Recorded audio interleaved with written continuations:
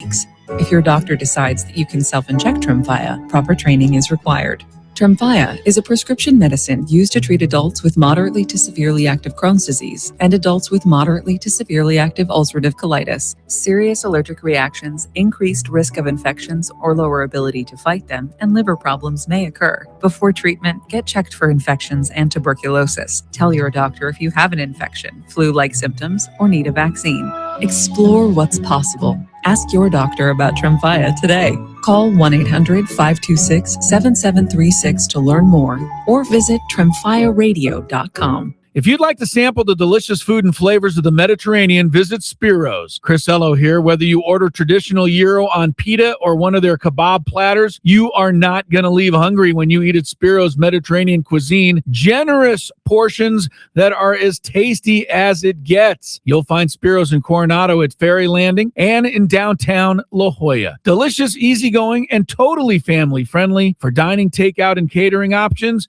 visit spiroscuisine.com. If you're still using a sports book to bet on the soccer tournament, you're getting robbed. Delete that app and join the millions using Polymarket. Polymarket is a prediction market, not a sports book. Trade against other fans, not the house. Polymarket, your go-to prediction market for soccer's biggest stage. Available in all 50 states. Download the Polymarket app. Use promo code BLAZE to unlock $50 free for your first trade. That's promo code BLAZE. Trading not available in all jurisdictions. Check local regulations before trading. Restrictions and eligibility apply. This weekend only at Old Navy, get 50% off all activewear for the family. Yep, half off all activewear for the fam. Hurry in this Saturday and Sunday to save big only at Old Navy. Bell at 627 and 28 excludes clearance, license, and maternity. Tony Gwynn Jr. here for my friends at SDCCU. SDCCU Stuff the Bus is back to collect monetary donations to purchase back-to-school supplies for more than 24,000 students experiencing homelessness in San Diego County. Just $20 provides a backpack full of school supplies for a student in need. Donations can be made at any SDCCU branch or online. Federally insured by the NCUA. For details, visit sdccu.com/donate. Being offered a puny settlement? Don't cash that check. It's a joke. You got messed up. Instead, click iaccidentlawyer.com to see big wins. 800-920-0810. Results vary per fax. No guarantee. Corey Higgins for iaccidentlawyer.com. 1000 Newport Center, Newport. While the world watches the stars at the FIFA World Cup this summer, Hyundai has its eyes on the next generation of talent. The future stars who are already turning heads at age 14. Because next doesn't wait for an invitation. And neither do we. Hyundai has always moved the future within reach. We did it when we made advanced safety standard on every vehicle and engineered EVs with ultra-fast charging capability. Because the future isn't some far-off concept. It's already here. Next starts now. Hyundai, an official partner of FIFA. Finding great candidates to hire can be like, well, trying to find a needle in a haystack, but not with ZipRecruiter. Its powerful technology actively finds and invites qualified candidates to apply to your job. So while other companies might deliver a lot of hay, ZipRecruiter finds you the needle in the haystack. See why 4 out of 5 employers who post a job on ZipRecruiter get a quality candidate within the first day. Try ZipRecruiter for free at ZipRecruiter.com/team. That's ZipRecruiter.com/team. ZipRecruiter. KWFN and KWFN HD1 San Diego. Hey, this is Michael King. The Padres play here on San Diego's #1 sports station, 97.3 The Fan. And Odyssey Sports Station. This program is sponsored and produced by Let's Talk Hookup. Opinions and offers expressed during this program are not those of Odyssey or 97.3 The Fan. Sometimes they tell some pretty hefty fish stories. We don't know if they're true or not. And now, it's time for Southern California's sports fishing voice. Let's Talk Hookup. For the next 2 hours, join Pete Gray, Rock Cod Rick Maxa, Corey Sandin, and this week's special expert guest for fishing information, new techniques to catch more fish, and the most current scoop on what's happening in the water. Let's Talk Hookup is sponsored in part by Ford, the official truck of Let's Talk Hookup, and Shimano Rods and Reels. Fish with the best.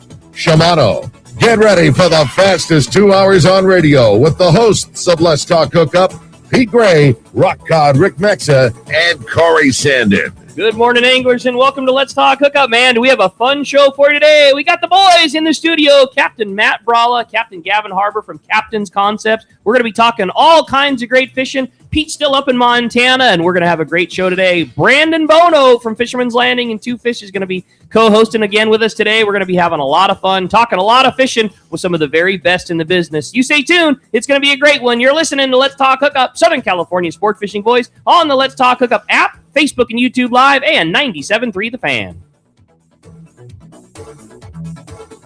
Ford is celebrating our country's 250th anniversary with big savings for you. Employee pricing is back at your local San Diego County Ford dealers. You pay what we pay across the full lineup of Ford trucks and SUVs. We're here for those who build America, those who believe that giving everything we've got today will pay for tomorrow. Who will drive America forward for 250 years to come? If that's who you are, you value what we value, and you should pay what we pay. Now get employee pricing across the Ford lineup. Go to your local San Diego County Ford dealer today. Inside information is everything when it comes to catching fish in Southern California. You need a code group to connect with what's happening on the water. FishDope.com is your code group. Inside information available at your fingertips 7 days a week, 24 hours a day. FishDope.com really does help you catch more fish and burn less fuel. FishDope.com is the only fish finding service with a spotter plane, along with a crew of top anglers on the water almost every day that report actual locations and catches. They become your code group. You get daily catch reports from Point Conception to San Quintin, 365 days a year. FishDope.com has online planning tools, temperature and chlorophyll charts, hot bite icons, and more. Take it from me, if you don't have FishDope.com, you're not part of the in-the-know crowd. Membership is affordable and good for an entire year. Plus, use the special code and save $30 on a new FishDope.com membership. Check it out today. FishDope.com. Catch more fish, burn less fuel.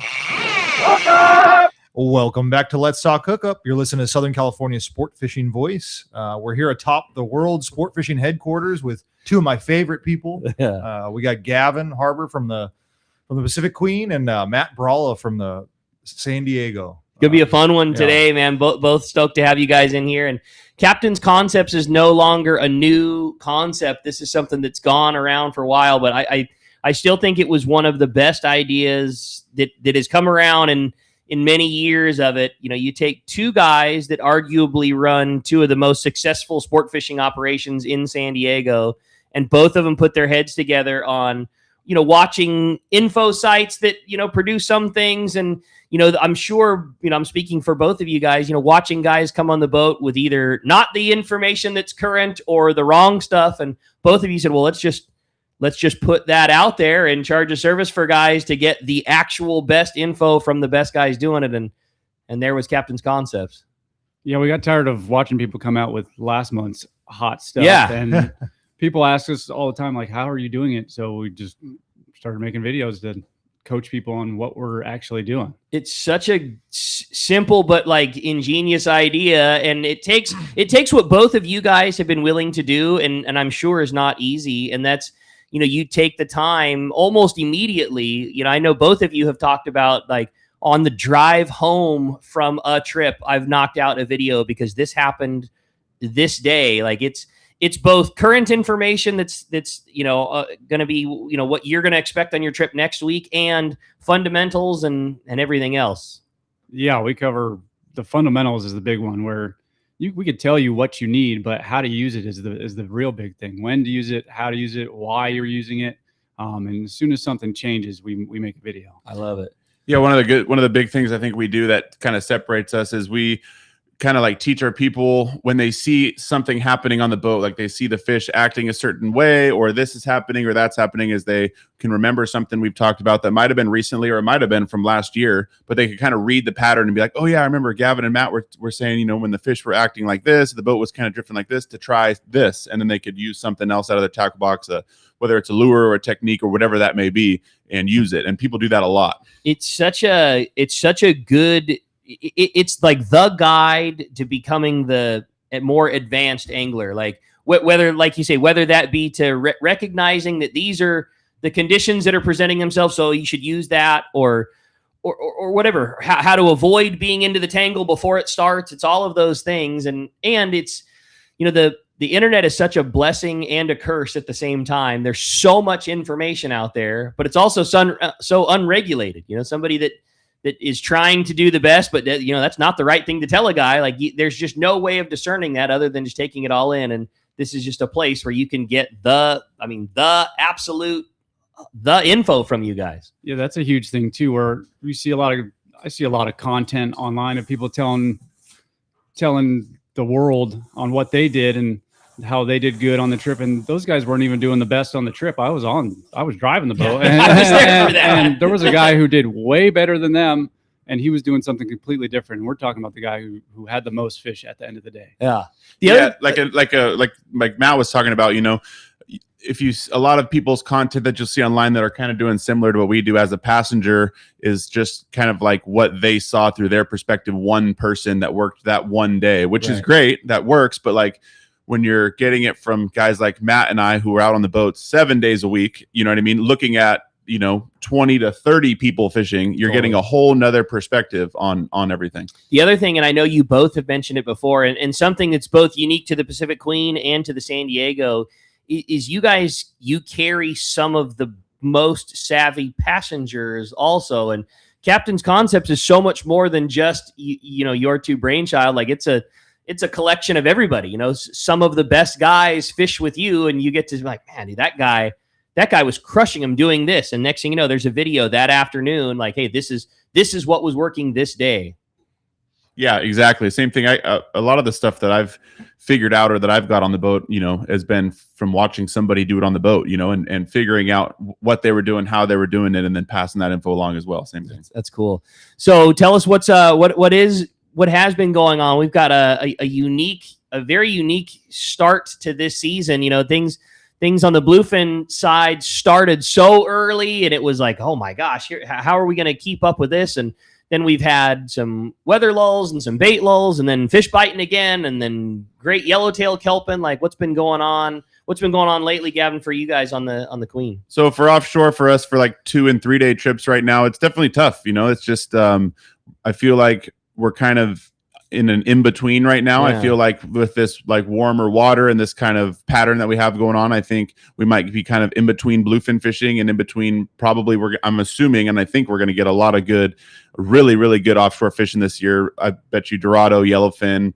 I'm sure we're going to get a lot more bluefin, but I feel like just kind of right now we're just like a little bit in between. Like it's not late enough in the year to get like those more tropical like Dorado and yellowfin, but I feel like with the conditions right now being so much different than what they are typically this time of year, it just has the bluefin kind of pushed a little bit north out of our range, is my opinion on it. So I think we're going to have some really good fishing. There's definitely fish around right now. It's just not kind of like the biomass that we have been fishing this time of year the last couple of years. So it's a little bit more difficult fishing, just because there's not a lot of volume of fish around. But, the fish that we are catching are good size. Pretty much all the bluefin we're catching are 50 to 200 pounds, and the yellowtail that is just covered up our whole coastline, offshore, everything. The grade on that fish is incredible. We're talking about kelp fishing, where typically a lot of people think about a kelp yellowtail being a small fish, where we're catching like 15 to 25 pound yellowtail offshore. Like rarely right now are you seeing a fish that's less than 10 pounds. And then, the bait situation's tough up and down the coast. Again, just not much sardine around. So we're talking about fishing with a lot of lures, fishing with a lot of anchovies. So just a lot different than what we've seen the last couple of years. And I think right now it's a little slow, but I think, at some point here, probably pretty soon, we're going to get some pretty good fishing. I think, I couldn't agree more. And, I saw the long range guys yesterday all having hits on yellowfin. Like that just has to be a sign of what's hopefully will be, covered up. And again, like, I think a lot of people got so excited. There's so much talk about this giant, potential of an El Nino this year. Like that condition does not get to us until the fall, but we had an anomaly of warm water early in the year. Those two things are not the same thing. We just happen to have a good warm water and a good start to the season. But I'm with you, like the effects of El Nino like happen later in the season, and boy, it sure feels like it's going to be right for a good kelpin year. Yeah. Like I was looking at my old logbooks from back, 14, 15, 16, when we kind of had this same pattern, and it's very, very similar. Like I remember the full day boats doing really good on yellowtail, the boats up the coast on the islands catching a lot of yellowtail. And then, looking back when I was on the Queen running the first few years that I ran the boat, like we weren't catching very much right now. I was just looking this morning on my logbooks. We were catching in June, we were catching 3, 5, 10 fish a day, that's it. But, they were nice ones. So like rewind 10 years ago, if we come in with 6 fish over 100 pounds, it was incredible. Right. So it felt like amazing fishing at the time. But if you look at that now, like we were not catching a lot of fish right now, this time of year, the last go around. And it was the same thing. There wasn't much sardine around whatsoever. And it was very, very similar. And then, no one really remembers that part of the season because, come mid-July, it was like as good as we can ever remember. Yeah. And you're right too. In 14, coming back with multiple fish over 100 pounds was so unprecedented. Like, that was huge. You didn't care. Like, you didn't care that there was only 6 fish. Like, are you kidding? There was 6 100-pounders, and it was such a big deal. And, then you two guys go out and, you've had the fishing that you've had over the last 10 years. It just starts to spoiled. Yeah. It's what it is for sure. How about on the San Diego, Matt? How's things been there? What have you guys been doing? And how's the season been for you? The ups, the downs, and what are we doing right now? It's been a grind as of late, but the season started off amazing. That warm weather, unusual springtime. I remember when me and Gavin got back from the Seychelles, Booger was driving for the first handful of trips. And I got there and it was hotter than the Seychelles. I was in shorts and a sun shirt in March, and the yellowtail were there. It was just lined up good. What were we doing? Very, very good yellowtail fishing. And then we got some typical spring weather, wind and full moon in the spring, water rolled over on the coast. But we've been catching yellowtail all year long, basically. There's only a handful of days where we might have not caught one, which is pretty amazing. Usually we get tied up a couple times for weather. And then there's stretches where we don't catch yellowtail, but we've seen them almost all year long. And right now there's pretty good sign of them as of yesterday. And we saw a very good sign, but the bait situation definitely makes it tough for those yellowtail, but we had plenty of opportunity yesterday. That's awesome. Yeah. How do you overcome the obstacle of having small anchovy as your only bait presentation to offer these yellowtail? Lures. I mean, a yo-yo jig for a yellowtail is just bread and butter. We always catch them on the yo-yo jig. But lures is a big thing. Yo-yo jig, surface iron, but we have been catching them on those anchovies, whether it's a small slider sliding in on the slide, or we've been doing like a finesse kind of dropper loop setup. Okay, and we've been catching them like that. And still using just a single chovy on a dropper loop. Yep. Okay. Yeah. If some days we haven't had that, we've had that pinhead anchovy, which is very tough, and that's when the lures dominate. But if we do have some like hook size anchovy, they bite those things just fine. Okay. Yeah. And how about on the bluefin side of things, Gavin? Same thing. Like, what do you do as the savvy guy? Do you stick with fishing a Chrome 6X Junior? Do you fish the bait when you should, or is that another one of those things that you got to let the fish dictate and tell you what to do when you do? Yeah. So really, we haven't been fishing bluefin during the day very much, just because the bait situation is obviously tough, but Sure. even if, and the yellowtail fishing's been so good. yeah, and even if with the way the fish are acting during the day, even if we had full tanks of sardine, I don't think the way the fish are acting, we're going to catch very much bluefin right now during the day. So we've been fishing bluefin at night, and then we've been fishing yellowtail during the day, whether it's kelp fishing, and then there's on and off. There's been some yellowtail out at the banks too, Tanner and Cortez. So we've primarily been doing that. We have been pretty fortunate to be able to have sardine just about on every trip, just because we've saved it and we're not chumming it. So we've had sardine to put on the hook, so we haven't quite yet. They might be doing that this trip, where this might be the first trip where they don't have sardines to put on the hooks, but we've been able to just ration it really, really well. And like right when we think we're running low and it's going to, we'll get a little bit on the boat. So we've been able to manage it well, on longer trips like we're doing, typically we'll get the first shot at sardine versus a full day boat, so and you're smart about it. Yeah, You we just we don't chum it. Like I I can't even remember the last time I've chummed a sardine, but we have plenty of anchovy to chum. So yeah, we haven't got quite to the point of having to fish the anchovy yet, but we'll do the same thing. I remember same thing back in 2015. We spent months fishing with strictly anchovy where we did not have sardines. So it's plenty possible. It's just you have to. A lot of guys aren't used to it right now, so there's a lot of things to learn, a lot of tackle adjustments you got to make in order to do that, and lures too. Same thing. Like, my boat's leaving this morning. And I told him, make sure if you're not going to have sardine, make sure you guys go and grab some yo-yo jigs and some snipers, because especially with this size yellowtail, we've caught plenty of this size yellowtail on kelps fishing a yo-yo jig. I always think you guys. I mean, I get to see it in the tackle store, and I always think that your boat in particular is one of the most savvy. But Bobby did exactly that. Before the boat left on the last trip that I was working. Give me 2 bags of scrambled egg 6X Juniors and a bag of that. just to have on the boat for the guy that didn't take that advice. You're not out in left field. You can buy a lure from the boat if you need to, and not still many catch one. boats give as good as tackle I advice agree. as the Pacific Queen does. Every suggestion that they give to a passenger and they come up to the tackle shop to purchase that item, it's always their correct item, and that's such a great benefit that Captain's Concepts provides. How many people have gone on a sport boat and wanted to know what the captain was thinking, wanted you to fish? It's a great platform to learn all those things, and these two guys are the best in the industry when it comes to that knowledge. And it pays for itself. I mean, like Yeah. the subscription fee to Captain's Concepts is very minor, and one savvy purchase covers everything. Like if you buy the wrong thing because you did your own research or you just went for it and then have to rebuy it correctly, that is completely wiped out the money that you're going to spend on Captain's Concept for a couple of years. Yeah, I've seen it a bunch where I'll be scrolling on Instagram or something, and I'll see a video where there's a guy, well, this is what you need, this is what you got, this is what they're biting on, and you walk down on deck and like, man, everyone's got this thing tied on. That was last month's lure, and that they're not going to catch anything on that today. And then you tell them what's working right now, and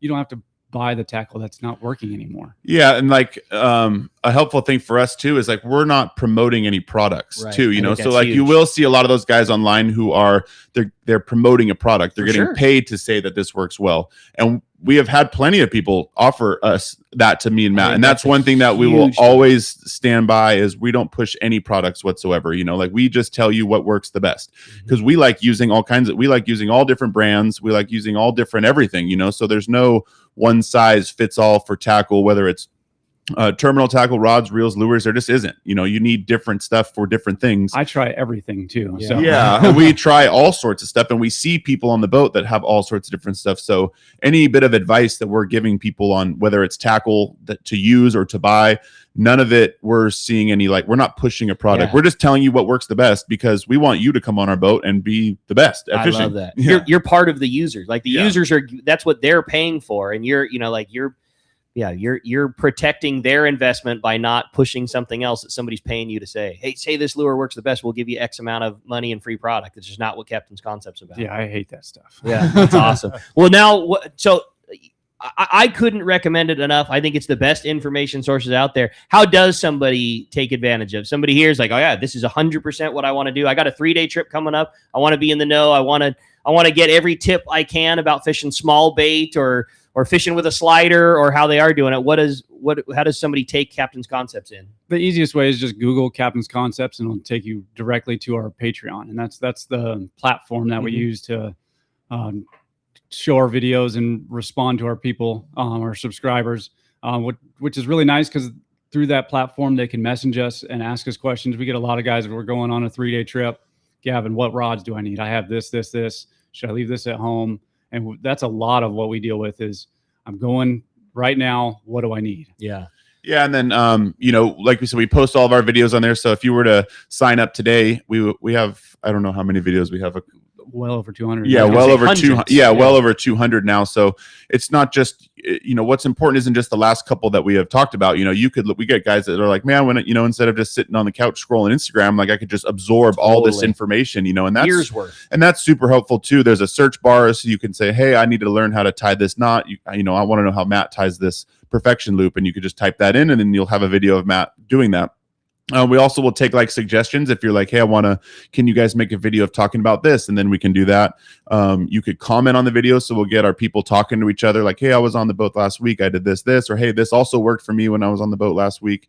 And then messaging us, like I said, if you're looking to buy a 40-pound outfit, to fly line and bait, you can, hey, Matt, what's your 40-pound outfit that you like to use? And Matt will say, hey, I like this rod, this reel, or this style of fishing. So it's super helpful, because I do see a lot of people on the boat too that they've, like Matt was talking about, they've spent a lot of money on gear, whatever it is, so they're just looking to find what works the best. And it's kind of a, there's all sorts of different options, but for our specific fishery, like fishing on a sport boat in Southern California or fishing on a skiff in Southern California, there's kind of a specific set of gear that we feel like does work better than other stuff. There's some you could, if you were to type in on Google, like a yellowtail outfit, well, depending on where you are in the world, that's 50 different rods, but for what we do and how we fish them, there's a few select rods and reels and stuff like that we feel like works the best. That's awesome. And all of it is available at the click of your finger anytime. And yeah, I love it. Well, as you can hear, we've got a great show. Two of the very best in the business and some of the best information around. Going to be a fun show, Brandon. Yeah, you're listening to Southern California Sport Fishing Voice. Let's Talk Hookup on the Let's Talk Hookup app, Facebook Live, YouTube Live, and 97.3 The Fan. Everyone has their go-to fishing spot. My spot is Kingfisher Charters in Sitka, Alaska. Rock Cod Rick here to say if you're looking for the ultimate Alaska experience and the best value in Alaska, it's Kingfisher Charters. Owner Seth Bone and his crew consistently deliver deluxe accommodations, the finest food, world-class fish processing, and top-of-the-line fishing experience. We've literally sent hundreds of our listeners to Kingfisher, and they all can't wait to go back. Most Alaska resorts make big promises, and they don't deliver, or they'll nickel and dime you to drive up the cost, but not Kingfisher. Everything is included. Your license, fish processing, super deluxe accommodations, amazing food, airport transfers, your gear. Literally all you need to bring is your layer clothing, and Kingfisher covers the rest. They also have the finest boats and charter captains in Sitka, all for the ultimate value. Take it from me. Book your trip to Kingfisher Charters and you'll thank me. Kingfisher Charters. 800-727-6136 or check kingfishercharters.com.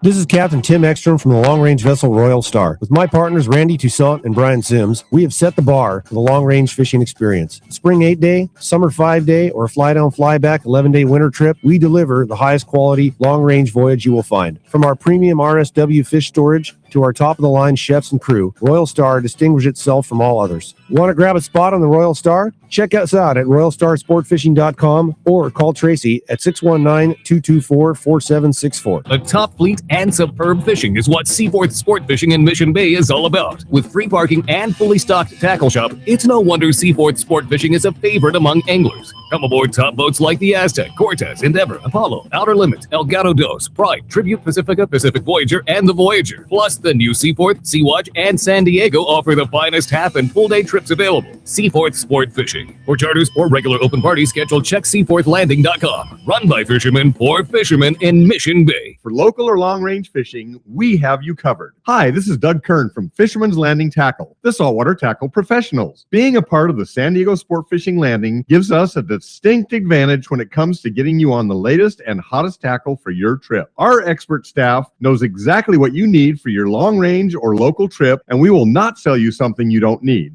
We carry a huge inventory of the right tackle. So visit us at Fisherman's Landing Tackle at Fisherman's Landing in San Diego. Welcome back to Let's Talk Hookup.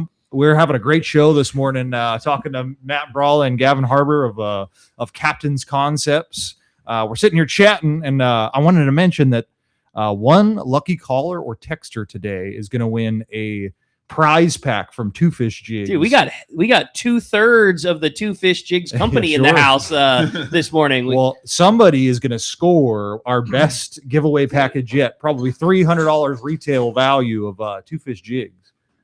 I bet more than that. Yeah, probably so. Probably so. I mean, this is damn near everything that you guys make. I see virtually every CNC lure in here, sizes that we don't even have in the shop. Yeah. Like this is a very serious prize pack. And there's new limited edition colors in there, even stuff that's hard to find on a shelf anywhere here in Southern California. Yeah, why'd you do this? Couldn't you have just couldn't you have done something like this? That wasn't me. Yeah, that was clearly a Bodan, because that's a very serious prize pack in there. So very cool of you guys. And Two Fish has been, we talked a lot about it yesterday, been an incredibly successful thing for us in the shop. And what a fun thing, I'm sure, for the both of you two to get to be a part of. And I know that type of fishing is amongst everybody's favorite, but as much as I've known both of you guys, which now has been a long time, it's always been a favorite of you guys. And to be a part of the ownership team of what is undeniably the hottest surface iron lure company right now has got to be a pretty fun deal. It's pretty crazy. I'll bet. Like walking on the boat when everyone's rigged up and we start fishing, it's almost 100% Two Fish Jigs tied on the boat. And then when I glass around in the skiffs, it's like that's what you see. Yeah. You see lures with certain tipped noses. Yeah. and you guys did it. I've worked in that tackle store for, getting close to 30 years now. And we have seen a lot of lure companies come and go, and all of the new ones, they all try to hang their hat on the least important thing. And that's like having a really good swimming lure. And they'll always, our a paint job or this or that. And it's all these things. It's like, man, it doesn't matter. If you make the best swimming lure, you will beat everybody. And they work. And a lot of people have come and gone, but that was what you guys did. Like the jigs just swim really good. And because of that, they get bit very good. And with them getting bit very good makes them sell better than all the other ones. It's like not a difficult concept to figure out, but boy, you guys sure did it. Well, and it's crazy to me because like I have jigs that aren't 2-fish jigs. I have a wall in my room that rivals some tackle shops with all kinds of lures that are older than me, and there's some winners up there, but that's all I fish now. I tie those on, and that's what I rely on to get bit on the boat and make someone's day. That's what's so nice about what you guys do, because I'm exactly the same thing. I've spent a lifetime collecting really good surface irons, but they're few and far between. And if I lose a favorite 7X that's 20 years old, there's no replacing that. Like there's no such thing as going and getting another one of those, of that particular one. And that is one thing that's so great is if I lose my favorite 270, I get to walk into work the next day and buy another lure that's every bit as good as that one was. Yeah, I remember. I mean, all of us in here remember when we were kids driving to all the tackle stores up and down the coast and picking through the wall, trying to figure out which jigs swam the best. And you would buy, 20 jigs, and you'd come home and like 5 of them would be okay and 2 of them would be really good. But now you have a bunch that aren't going to work unless it's wide open fishing, And then now it's just so different. Now you could just, like you said, you walk into Fisherman's Landing, you just grab a jig. You don't even have to look at it. It's going to work and tie it on, and it's great. That's awesome. Yeah. And one lucky caller, like Brandon's saying, is going to win a full prize pack full of those, virtually every size jig under the 2-fish umbrella. And I just want to remind everybody, the call-in number is 833-288-0973. The phone lines are halfway packed, but there's definitely spots available for guys if they want to call in. And the texts are flowing in full speed. Yeah, if you want to text the show, that's only available through the Let's Talk Hookup app. If you don't have it already, you totally should. It's the easiest way to listen to Let's Talk Hookup. If you wanted to get some killer little tackle advice from Doug Kern's show yesterday, you can catch all the archive shows in the Let's Talk Hookup app. It's a great way to kill traffic time when you're driving home from work. And it's the only source for texting in your questions. When you do, if you send in a question to Matt or to Gavin, just make sure you include your contact info. Just a name and a phone number along with your question is all we need so that we can get a hold of you in case you win that killer bag of jigs. Well, again, like Brandon said, 833-288-0973 is the number. Let's jump into the phones, Brandon. Let's talk to John in Escondido. Good morning, John. What's up, John? Hey, good morning, gentlemen. Good morning. What a great show it's going to be. So I'm going fishing on the Queen on the 12th on the Daiwa trip. Can't wait. That trip's hard to get on. So I'm looking forward to that. But hey, can you guys talk about your fishing trip to Africa? I would love. I've heard bits and pieces of it, but would love to hear a little bit about that trip.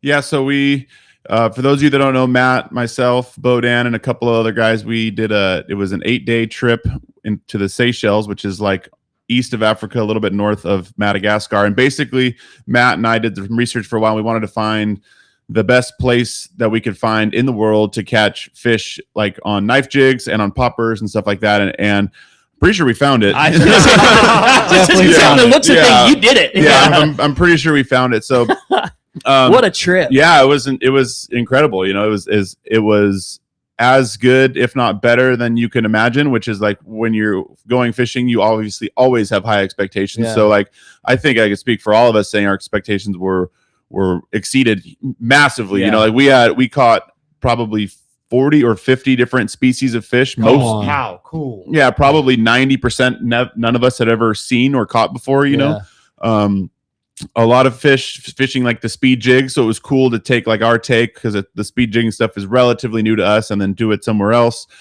trying different stuff, catching all sorts of different fish. And then the dogtooth tuna is How is that? It looks so cool. Those are the meanest fish I'd probably eat. Yeah, that's the hardest fish that I've ever targeted to catch, coming just from trying to get a bite to hooking them, landing them. Everything about them was challenging, which is awesome, and they're big and aggressive, and they try and, eat. We're fishing poppers that are like a foot long, and they're trying to eat them like underneath your feet. They're eating them with a skipjack attached to them.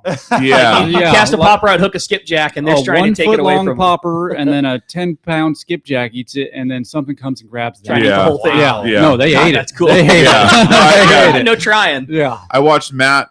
This whole thing took a total of maybe like 40 seconds. He went from casting a lure, hooking a skipjack, to then a 150 plus pound dogtooth ate his skipjack. Like, he watched it happen, to being like, oh, he hooked one, to like 20 seconds later him saying like he's gonna get spooled.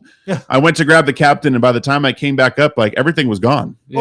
my God. Yeah, I don't get disrespected by fish very often, and we got disrespected. Yeah. It was crazy. He got spooled on an 18,000 size spinning reel in like less than 30 seconds. No time. Like with some real drag pressure. real drag pressure. Yeah, real drag pressure. The captain was like, "Is your drag tight?" I'm like, "Yeah, man." And then and and I was tightening while that fish was running, and there was no stopping it. No stopping it. It was crazy. like 100 PE10, which is like 130 pound braid to 200 pound. Unreal. Just couldn't stop it. Couldn't stop it at all. Was that a surprise at how hard they pulled? I mean, you guys are very experienced, have caught a lot of tuna up and down the coast, including big giant 200 pounders. Was it a surprise at how hard that fish pulled for its size? I was surprised. Yes. I had heard from people that say, "Oh, these fish pull really hard." Me and Matt kind of looked at each other like, "Yeah, don't worry about it, buddy. It's what we do." Like, they'd never seen us before, but no. And then they saw us. Yeah. Then one of the afternoons we had a couple drifts that were like incredible fishing, like lots of bites, and we caught no fish. We lost all of them. Get out of Yeah, here. We lost one all of them. afternoon fly lining, and like not fly lining where you're soaking it away from the boat. You're getting a bite literally underneath your feet. You watch them eat your skipjack. Yeah, and we probably hooked 15 or 20 of them. And we never caught one. We never caught one. Outta here. Yeah, and that's We're fishing myself and Gavin and 30 our buddy Joey's an animal. He pulls hard. As good as an angler as they come. No. And we're fishing 30 wide size reels with 180 pound fluorocarbon, and there was no even chance at catching one. That's unbelievable. And we just kind of like all sat around that night at the dinner table like speechless. What just happened? We never even caught one, not even one. Yeah, so it's just a tough fish, which is fun. Sure. They eat a popper, they eat a big bait. You watch them eat it. They boil on everything, and then they have a really hard mouth, so it's hard to get the hooks in them. And then you're fishing a reef, so then they rock you like a yellowtail does. So just to have something like that, it was insane. I can't wait to go back. What was one of the fish that you guys caught that you were so stoked on that you didn't know existed? Obviously a dogtooth had to be high on your bucket list. It's high on everybody's bucket list, but what was something that you saw and caught that you didn't even know existed that you were really stoked on? I think probably those were they ruby snappers. Ruby snappers are cool, and that rusty job fish. Yeah. That was a pretty weird one. The It only was a fish in very the funny ocean looking fish with silver gills. Really? Like the red gills that every fish has, they were like chrome basically. Yeah. What a trip. Yeah, they had such a weird mouth and weird face. And Cool. You'd catch them. I caught one on sinking out a surfer's iron. We caught them jigging. Yeah. And Did you guys happen to catch any fish that simply nobody knew the name of that particular yeah, fish? there was some sort of grouper thing that Bodan caught, and yeah, we didn't know the captain was like, "I've seen one before." Yeah. What a trip that is. How cool. Yeah. And we would get on drifts where there was 5 of us, where all 5 of us would be fighting something, and we catch them, and it's like 3 or 4 different fish. Like we're all catching. different. We're all catching God, different things. that's cool. Yeah. Popper fishing better, the jigging fishing better. Is there no way of saying this was better? That was like how was that part of it? Definitely the jigging. The jigging was Okay. definitely like if we were getting bites, like for catching something, jigging was the deal. But the popper fishing when that was on was crazy because those dogtooth, you'd make this long bomber cast with your popper, and you wouldn't get bit till it's like 2 more It's at the pops. boat. Yeah. So you'd see these giant, and they light up like a marlin kind of. Oh, how and they're cool. just like charging underneath the boat. It was crazy. You'd have 3 or 4 of them chasing your lure. Jeez. I'd say to catch a big dogtooth, a popper was the way to go. But for action and to catch different species, definitely vertical jigging for sure. And I know that you both invested in high-end like spinning tackle. Was that necessity? I mean, you see everybody in those places that's what they all fish. Is that because that's what they're used to, or is that gear necessary for what you were doing? I think it's necessary just for the drag pressure. Mm-hmm. And we all bought like 14,000s, 18,000 Stellas and twin powers and stuff. They were too small. Wow. We were all like, Crazy. man, these things are huge. And Yeah. the 14,000 was Just put that away. Yeah. Not Really? many places in the world could you say a 14,000 size Stella was just too small for the fish you were targeting. No, it was wild. Those dog tooth, if you hook one on the popper, hang on. If you survive the first run, that you can catch them, but you got to hook them first. I don't know how many fish I missed on the popper, which was like, I got that thing. It ate my whole popper. I'm setting the hook, and you're tight. Line screaming off the reel. You got him. See ya. Gone. Yeah. Wow. Yeah. Oh, cool. Yeah. Well, it sounds like a good trip, man. I'm in for sure. Well, John, appreciate the phone call very much. What a fun one. Why don't we jump back into let's talk to Kyle. Actually, before we do that, I see we got Captain Frank Lepresti is on the line right now. We got the boss calling. Good morning, Frank. Good morning. Good morning. Boy, that reminds me that popper fishing was really something for those things. God, that was so fun. cool. Very cool. Frank, good morning. Good morning. How are you? We're great, buddy. Good. Anyhow, just wanted to report, Aliar got in this morning on the Polaris Supreme with 91 bluefin. Biggest one was over 200. I haven't got a weight on it yet. He had a few 30 to 50 pounders, and the rest were 50 to 120. A handful of yellowtail. But what I wanted to report more than anything is the schedule for 2027 on the Polaris Supreme is up from March through the end of June. And by Tuesday morning, the schedule for the rest of the year will be up for the Polaris Supreme for those people that are interested. There aren't a lot of openings, but what is there will go fast. Okay. That's awesome news, Frank. Well, that's two things. One, great that he had such excellent bluefin fishing, and then in terms of the schedule, like you said, it's not an easy boat to get on. So great to know that opportunity exists. Where does one find it if they want to take advantage of what's up now, March through June? It'll be on the Polaris Supreme website. I mean, Lindsay's been busy booking people. One other thing I might notice note. If you remember last year or this last season, he started catching bluefin on the 10th of March. So we've got trips scheduled all through March that if there is bluefin, that's what he'll go after. Otherwise, he will revert to yellowtail. He had good yellowtail fishing along with the bluefin in March. So I'll revert to yellowtail and rockfish. But anyhow, the schedule will be up for the rest of the year by Tuesday. Right now, you can get March through the end of June. Okay. Awesome, Frank. Well, we really appreciate it. Way to go, Aliar, for a great trip. Glad to hear there's some good fishing available and excellent news on the schedule coming out. Appreciate the heads up very much. Well, thank you for taking the call. Talk to you guys later. All right, thanks, Frank. Appreciate that. All right, now let's sneak back in there. Thanks, Frank. All right, well let's talk to Kyle in San Diego. Good morning, Kyle. How you doing? What's up, Kyle? Hey, good morning, guys. How y'all doing this morning? Wonderful. Awesome. Well, hey, listen, I just wanted to call in. I've been following Captain's Concepts probably within the first 20 subscribers, and it's been awesome for me. It's really been the distinguishing factor out there, right? The guys are always talking about you got to be the guy doing something different to stand out from the crowd. And every trip I go on, whether it's a day trip or a multi-day trip, it's always great to be able to just flip on the Patreon and get all the information I need before I head out and make sure I don't bring too much or too little stuff. But hey, I've been hearing a lot about the upcoming El Nino and how that's going to change things. And I was just curious to get Matt and Gavin's perspective on what they're seeing out there and if they think things are getting ready to change or they are changing or what's different this year and what to expect. Yeah, like we were kind of talking about earlier, I think the stage is kind of set. I think the water conditions offshore are as good or better as I've ever seen them this time of year, as far as plenty of warm, clean water around. Definitely warmer and cleaner than what we've seen the last few years.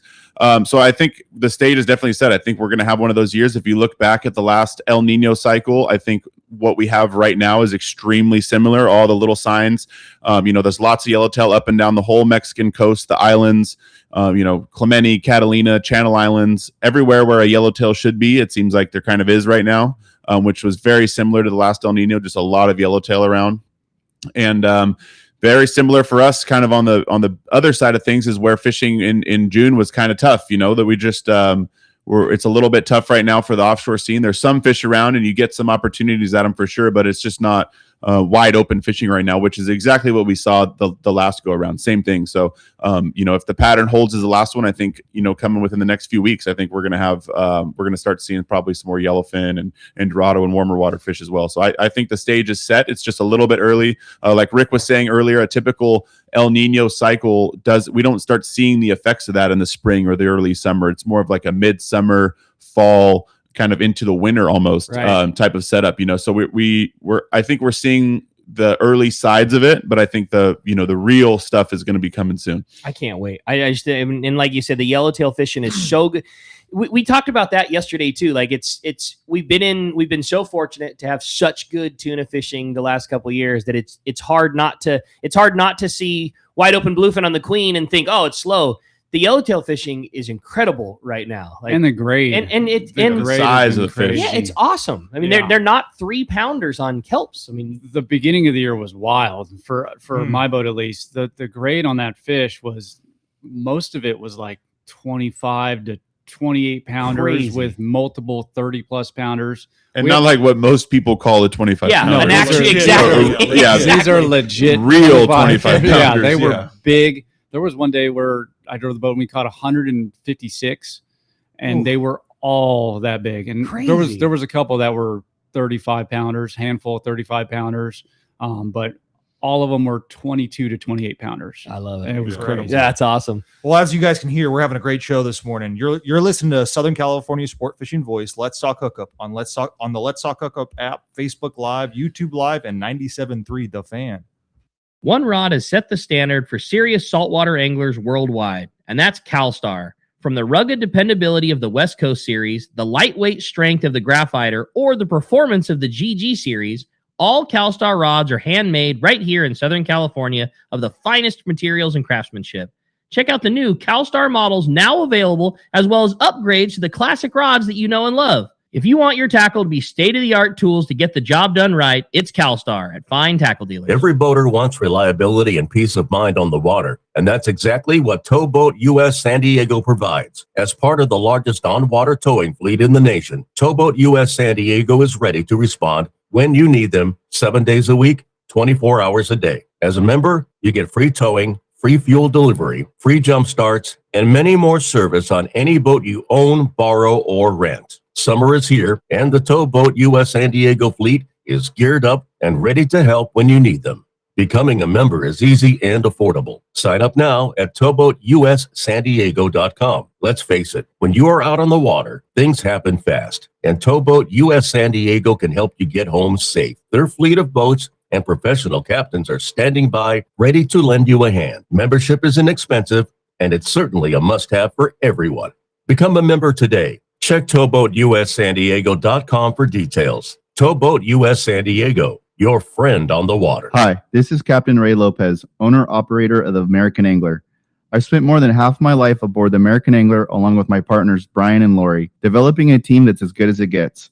I've been fortunate to spend time on the ocean with so many fine people that I look forward to fishing with. We can't thank you enough for being part of the American Angler family, and if you haven't joined us, we love the opportunity to meet you. Text or call Lori at 619-223-5414 or check AmericanAnglerSportFishing.com. For your next fishing adventure, check Point Loma Sport Fishing. They offer half-day and full-day trips daily, perfect for families and the novice or seasoned fishermen. Point Loma Sport Fishing also offers overnight to multi-day trips, targeting the best of seasonal catches. Visit PointLomaSportFishing.com, where you can purchase tickets online and get more information on the trips available, or call 619-223-1627. Want to go fishing? Point Loma Sport Fishing has you covered.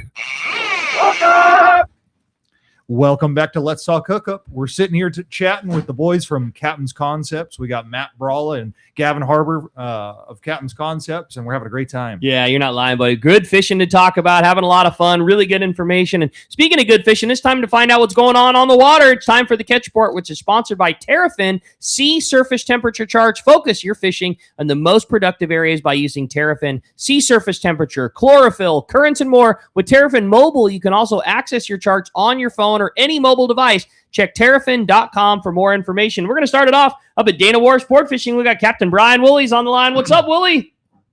Hey, what's up, guys? Good morning in there. Good stuff. Morning. What's happening? All good, buddy. How's things at Dana Wharf? Good, man. Hey, a solid week for us. You know, both local here along the beach and out at both Clemente and Catalina. You know, along the beach here, good fishing from basically below the closure there, Laguna Beach, all the way down through Pendleton. You know, that stretch that we like to routinely fish. The half day scene for our bass guys has been pretty solid. Fine line baits, both sardine and anchovy, have been catching plenty of bass for the half day guys. Calico bass, again, all over the artificial stuff from the hard baits, surface iron, A-rig, rubber lures, all that's catching fish for our guys this week on the half day stuff. Seeing some yellowtail, kind of like Gavin was just talking about, you know, those areas where you think you should see fish. We are seeing fish, 15 to 20 plus pound fish in some of those local zones, those areas where some of that deeper water feeds into some good hard bottom where you're going to see some bait kind of hang up on the outer edge. That's kind of where we've been seeing some of that fish. Fly line sardines, surface iron caught fish this week. Again, it's at 15 to 20 plus pound fish. 3/4 day guys been kind of poking it out off the beach a little bit in the morning, looking for kelps. There's been some good sign on some kelp anywhere from 3 to 10, 15 miles. Same grade of fish there on the kelps. You know, you find the right one, you can have a good little morning stop and catch a few fish. There's been some bonito in some of that zone as well. A little bit smaller, 2 to 4 pound stuff. But there were some days where the guys did just fine on some of that. There's a little filler before they made their way back into the beach to fish bass down there off of Pendleton, barn kelp, yellowtail kelp, that type of stuff there. And the same deal with that bass fishing in there in the kelp and over the hard bottom, rubber lures, fly line baits fished on a small sliding sinker, that kind of a deal, catching plenty of fish. And then the islands here, Catalina this week had a nice go on the yellows as well. The Clemente was over there one day on an all-day charter. Anywhere from like the east end up the back towards Freddy's, if you can find the right spot with some condition, maybe along a kelp line or some shallower hard bottom where the water's not all dirty and, you know, you can find a clean little spot. You can make a catch in there, both stopping on little school spots of that yellowtail or on the anchor as well. So some stuff to catch there. And then over at Clemente, the Fury, more solid calico bass fishing continues for those guys. Marcus said it's just been really fun calico bass fishing there. Fly line baits did the job, as did, again, the rubber lures and the hard baits. And then the yellowtail and their counts too, primarily coming off like those morning anchor jobs, you know, getting set up when they first get to the island, looking around, and then kind of waiting for the, you know, that gray bite. And they've been catching that same grade of fish over there, and then kind of spending the rest of their day searching around the kelp and whatnot for the other stuff, sheephead, bonito, barracuda, that type of mix. So solid week for us pretty much everywhere. We're looking forward to, you know, another great week, both along the coast and off the beach. So if you guys want to hop on a trip with us here, give the landing a call. Our number 949-496-5794. Of course, so you can hit us on the web as well at danawharf.com. Awesome, Willie. Great report. Sounds like some good fishing to be had and some good conditions looking forward to here in the next couple of days to go along with it. So appreciate a great one, and we'll look forward to talking next Sunday. Sounds good, guys. Have a good one. See Awesome, Willie. Appreciate that very much. Well, while we're waiting for our surf guru, I had a good text come through. It says, good morning, guys. I just got a brand new jig stick, and it's been decades since I've owned a rod without a reel seat. I'm wondering, Gavin and Matt, do you have any suggestions or tips about attaching the reel to a rod? Is the factory clamp okay? I see a lot of aftermarket options. Also, should I use any type of material for a better fit in between the rod and the cork seat? Any advantage or any tips you could give me for attaching my rod to the reel seat proper? From Anthony in Seal Beach. It really depends on the rod. If you have a big butt rod like an Alua or something like that, and you can't get a factory reel seat on, those Tiburon clamps are what we use for the most part. I think Tiburon is the main one we use. Shimano made one. I don't know if there's any other companies, but Tiburon works the best for me. As far as like putting something underneath there, if it's not too big of a rod, you could put like a little bit of tuna cord or something, or just electrical tape, or that shrink tubing will kind of save your cork tape a bit.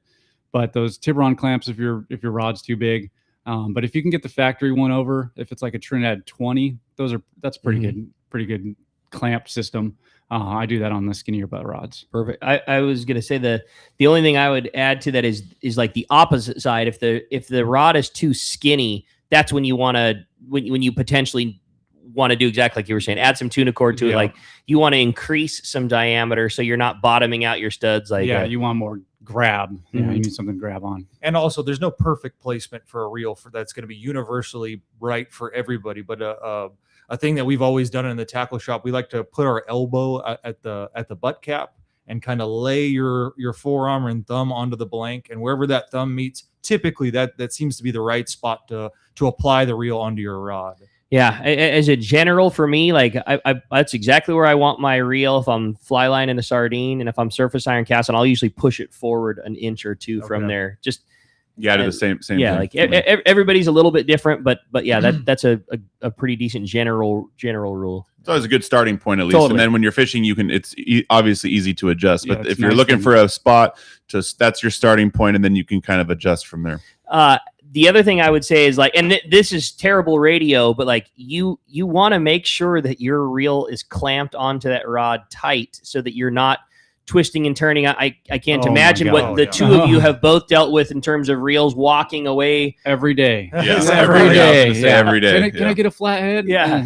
Yeah. And the reason I say this is bad radio is because of the next part I'm going to say, but Brandon sees the opposite side of that. You also can't do it too tight because Crush it your is blank, possible to yeah. crush your blank. You know, you get a big screwdriver with a big head and you start really torquing down on the thing. You can over tighten it also. So it doesn't make for great radio, but it needs to be tight enough that it's not going to walk away on you, but also not stupid tight. Yeah.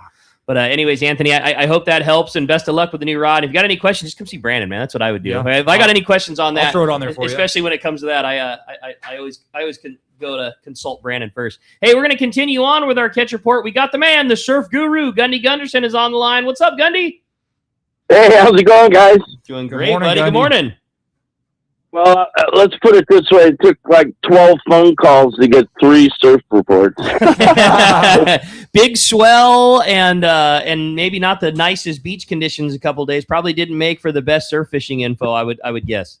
Yeah, it was a little red tide mixed in there and stuff. So, yeah, it was really tough. The guys who caught a little bit went inside the bays and the lagoons and stuff like that. We did have one real nice fish in the back Mission Bay there, a 35-inch halibut on live bait, and that's something you want to kind of shift to now with all the junk in the water. Live bait, cut bait's going to fish a little better. I got a report of some short fin caught way down Chula Vista, and here that's going to be cleaner water down there, unaffected by the swell, but a night bite there on some top water, some swim baits under the lights there at the Chula Vista launch ramp is what I understood there.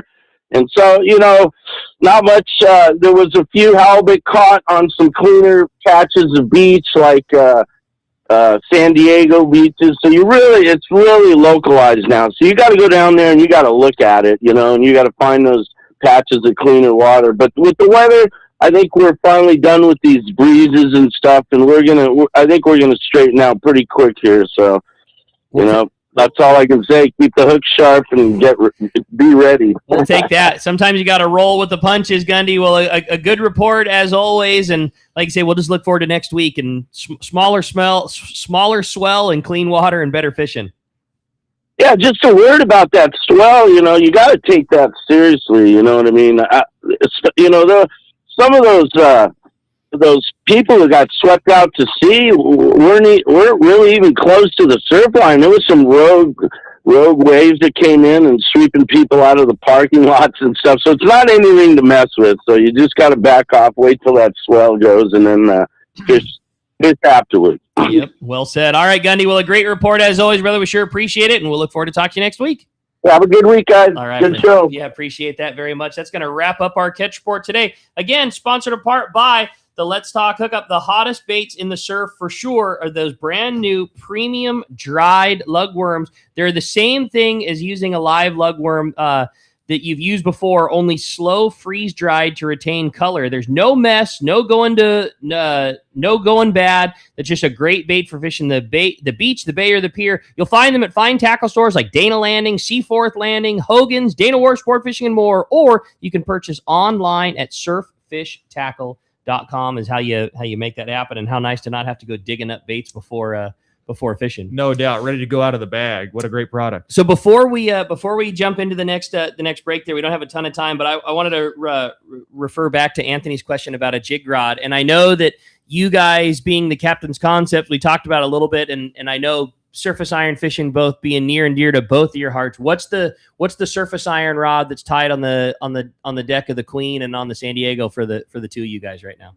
the last couple of years I've been fishing an Alua. I fish a lot of Aluas, but it's an ESM Alua, just a full length, the 10-foot. The 10-foot, but those are kind of weird because Fisher and our other deckhand Brandon, they also have one, and I don't like theirs. Mine is a little different. That one, the one that I have, I really like. But other than that, I've been fishing that 100 mag. Okay. Yeah, that's a good one. How about you? I have 1,000 Wahoo. Okay. I like, for some reason, it's easy to cast. You know, I'm fishing from a sport boat where there's probably going to be some people around me, and I'm not typically like standing on the bow with my rod in my hand fishing, you know, as like the captain or working on a boat. I just need to be able to grab a rod and make a quick cast. I like it. I could cast it super efficiently with a lot of people around and just grab it off the side of the boat and make a cast. I like it. I fish it all the time. And how about reels? What's the reel of choice for you? There's one, Trinidad 20. Okay. Yeah, Trinidad 20. Mono, Spectra, does that change for you guys? Mono for sure. A cast and a half length of 40-pound mono. That's it. Yeah. Yep, exactly. 40-pound mono all day. I dig it. There Stick it is. around, guys. You're listening to Southern California Sport Fishing Voice. Let's Talk Hookup on the Let's Talk Hookup app, Facebook Live, YouTube Live, and 97.3 The Fan.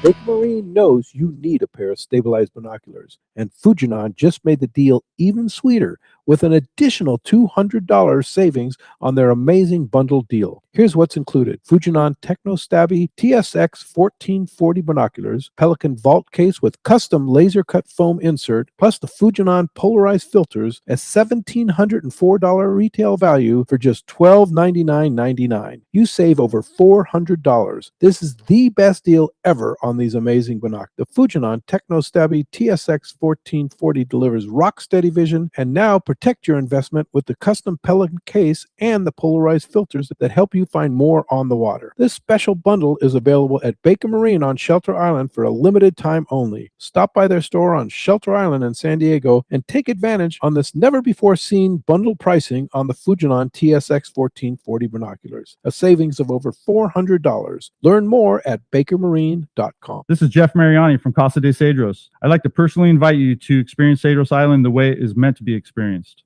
At Casa de Cedros, our trips are limited to 6 guests, creating a private, relaxed atmosphere that feels more like visiting a friend's home than staying at a fishing lodge. From the moment you arrive on our private charter flight, you'll notice the difference. While many operations are still getting settled on their travel day, our guests are already enjoying the fishing, all included in your trip costs. And when it's time to fish, we fish. Our days on the water are typically 2 hours longer than the other tours, giving you more time to chase trophy calico bass, hard-fighting yellowtail, and big black sea bass. After a full day on the water, return to our beautiful American-style home. Relax in your own private bedroom, spread out your tackle in our spacious garage, enjoy incredible meals prepared by our private chef, and gather around the fire, sharing stories of the day. Visit our website, casadecedros.com, or call me direct at 760-412-2507. At Casa de Cedros, you're not checking into a fishing lodge. You're coming to our home. Come as our guest, leave as family. Make reliability a reality when you choose the power of a new Yamaha outboard during Yamaha's Real Reliability Sales Event. From now until June 30th, 2026, purchase a new eligible Yamaha 450 to 30 horsepower outboard and get up to 7 years of warranty protection. Looking for a lower horsepower? Yamaha's got you covered. Purchase a new Yamaha 25 to 2.5 horsepower outboard and receive up to $500 in dealer credit. Yamaha. Reliability starts here. Offer ends June 30th, 2026, subject to change. Other restrictions and conditions apply. Select models excluded. 24-month Yamaha extended service added to 36 or 60-month factory limited warranty. Choice offered to Florida residents is a 24-month Yamaha limited warranty for select motors. See authorized participating Yamaha outboard dealers for details. Cannot be used with any other Yamaha offer.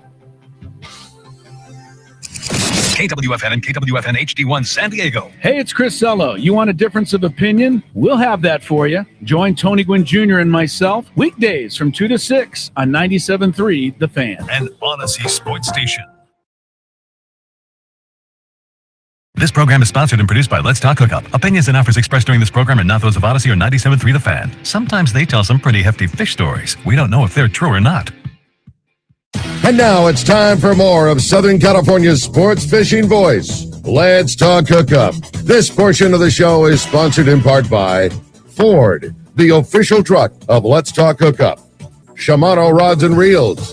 Fish with the best. Shimano. And by Yamaha Outboards, official motor sponsor of Let's Talk Hookup. Here we go. Another great hour of Southern California's sports fishing voice. Let's Talk Hookup. Here's Pete Gray, Rock Cod Rick Mexa, and Corey Sandin. Welcome back. Hour number 2. Let's Talk Hookup coming your way on the Let's Talk Hookup app, Facebook and YouTube Live, and 97.3 The Fan. Having a great time this morning with the boys from Captain's Concepts this morning. Matt Bralla of the San Diego, Gavin Harbor of the Pacific Queen, and man, just fun fishing going on, and more importantly, just so stoked to have these two guys in here, the true experts in their field, talking about Captain's Concepts. Again, I'll say it as many times as anybody will listen. It's the best information source that I believe is out there, and been a busy morning and a lot of fun, and still a lot of opportunity to get through if you want to come join us here. Yeah, no question. But please, this is a friendly reminder. Somebody today is going to win a prize pack by 2 fish jigs, probably a $300 retail value. And the only way to obtain that, it's going to be one lucky caller or texter. Give us a call at 833-288-0973, or you can text us via the app. I got a 240, a 270, a Giga. I see a B3, an LJ, a Jumbo J. Like there's some serious How many loot. are in there? There's some serious loot. A bag full, like enough that all of us could break this off and have several lures apiece. But instead, one guy is going to get a season's worth and win this whole pack. I would hope so. Yeah. And many of those jigs are sold out in all of Southern California. They're not available, some of them, in any tackle shop right now. And there's some limited edition colors in there as well. Yeah, that is a really generous prize pack. So thanks to both of you guys and Bodan for doing that for one lucky caller or texter. Again, like Brandon says, if you want to get your shot at that, it's 833-288-0973, or send us those texts on that Let's Talk Hookup app. And you said you had a good text stand Yeah, by. speaking of text, I got a great one here. It says, "Good morning, great show and epic guests today. Captain's Concept seems to be about teaching people how to think instead of what to think. If you could teach every angler one decision-making process rather than one fishing technique, what would that be?" That's from Johnny in San Diego. That's a good one. Pay attention. Pay attention to everything. Every little cue, birds, an angler, how the fish. I talk about body language a lot, where it's like the fish are boiling, but they're not fired up. They're not jumping out of the water. They're kind of just coming up and slurping. That's a big thing. Conditions, current. If it's the current ripping, is there no current? All that kind of little stuff like that will dictate how you retrieve your lure, how you select a lure, what kind of bait to tie on, or what kind of hook and stuff like that. It's all about just being aware of your surroundings. Yeah, I would say probably don't be stuck in your ways. You know, like what worked for you last year or last trip or for your buddy 2 weeks ago, like everything like Matt is talking about is constantly changing. You know, not just by the day, but by the time of day, stop to stop, throughout the stop, the fish might act a certain way, you know. So I see a lot of people that may have first thing in the morning caught a fish using this certain whatever they were using, and then they want to fish that for the rest of the trip. Well, it constantly changes. So not being stuck in your ways on how you caught a fish, whether it's just that trip or maybe a trip you had a week ago, and just being able to change and try different things for sure. That's great. I wanted to add to your, like, be aware of your surroundings. I think one of the best things that you can do too is being aware of what the guy next to you is doing. And I don't mean that in terms of like getting a bite. I mean that out of getting out of the way of a potential problem, you know, like, oh yeah, you can spend, especially nighttime or anytime. I mean, but like, if you can like be aware, like, oh, this isn't go, like this guy really isn't paying attention, and there's a fish coming up my way. Like you might have a good jig, like you might just be about ready to make your retrieve, or you might be fishing an averagely good bait that you think has a shot. But man, if you just recognize that there's trouble coming your way and you get the hell out of town, you will save so much time from like, this is a good bait, I don't want to screw this up. And next thing you know, he wasn't paying attention and you're tangled. And then now both of you are wrapped in this fish, and now you're out. You know, you missed the window. That could have been the only shot of the day, especially on the full day trips. There's a lot of days where we have good fish counts, but it came out of one stop. If you're retying or whatever, you're in a tangle for 20 minutes or something, 10 minutes, you're out of the game. Yeah. You just missed your whole shot. Yeah, I tell my people on the boat all the time the same exact thing, especially when it comes to the night fishing. You know, I see a lot of people, they get their lure down to depth and they're so afraid to wind all the way back up to the surface and drop back down. But if you think about it, that takes maybe 40 seconds, Right. you know, versus if you end up getting wrapped in somebody's fish to where it's tight, to where the crew cannot get the tangle out until we catch the fish. Well, now that could be 10 minutes that you're out of the game, you know. Totally. So taking the 40 seconds total to retrieve your lure, get out of that area, drop your lure back down, versus 10 minutes of just waiting for the guy to wind his fish in so you can get the tangle out. It just takes you out of the game for a longer period of time. Like I would rather be out of the game for 30 seconds, obviously, than tangled up for 10 minutes. Yeah, you might be aware that your fish is going left, but if you're aware of that and you also look up the rail and realize that his fish is coming right, sometimes it's better to just be like, hey man, we're going to be together and you're going to be over me. Like that'll save you both a whole bunch, or just fishing cleanly. Like I see a lot of guys who are very good at getting bites, but they're always in a tangle, and you don't land the fish when you're in the tangle all the time. So you might have had the most bites on the boat, but you didn't end up with the most fish. The guy who fished the cleanest, he hooked them, landed them without being in a tangle. He's usually having the best trip. There it is. Good. Yeah, good. yeah. That's a very good one. Hey, we got our buddy Scott Sherman's calling in this morning on the line. Good morning, Scott. Hey guys, great show. I love all the information.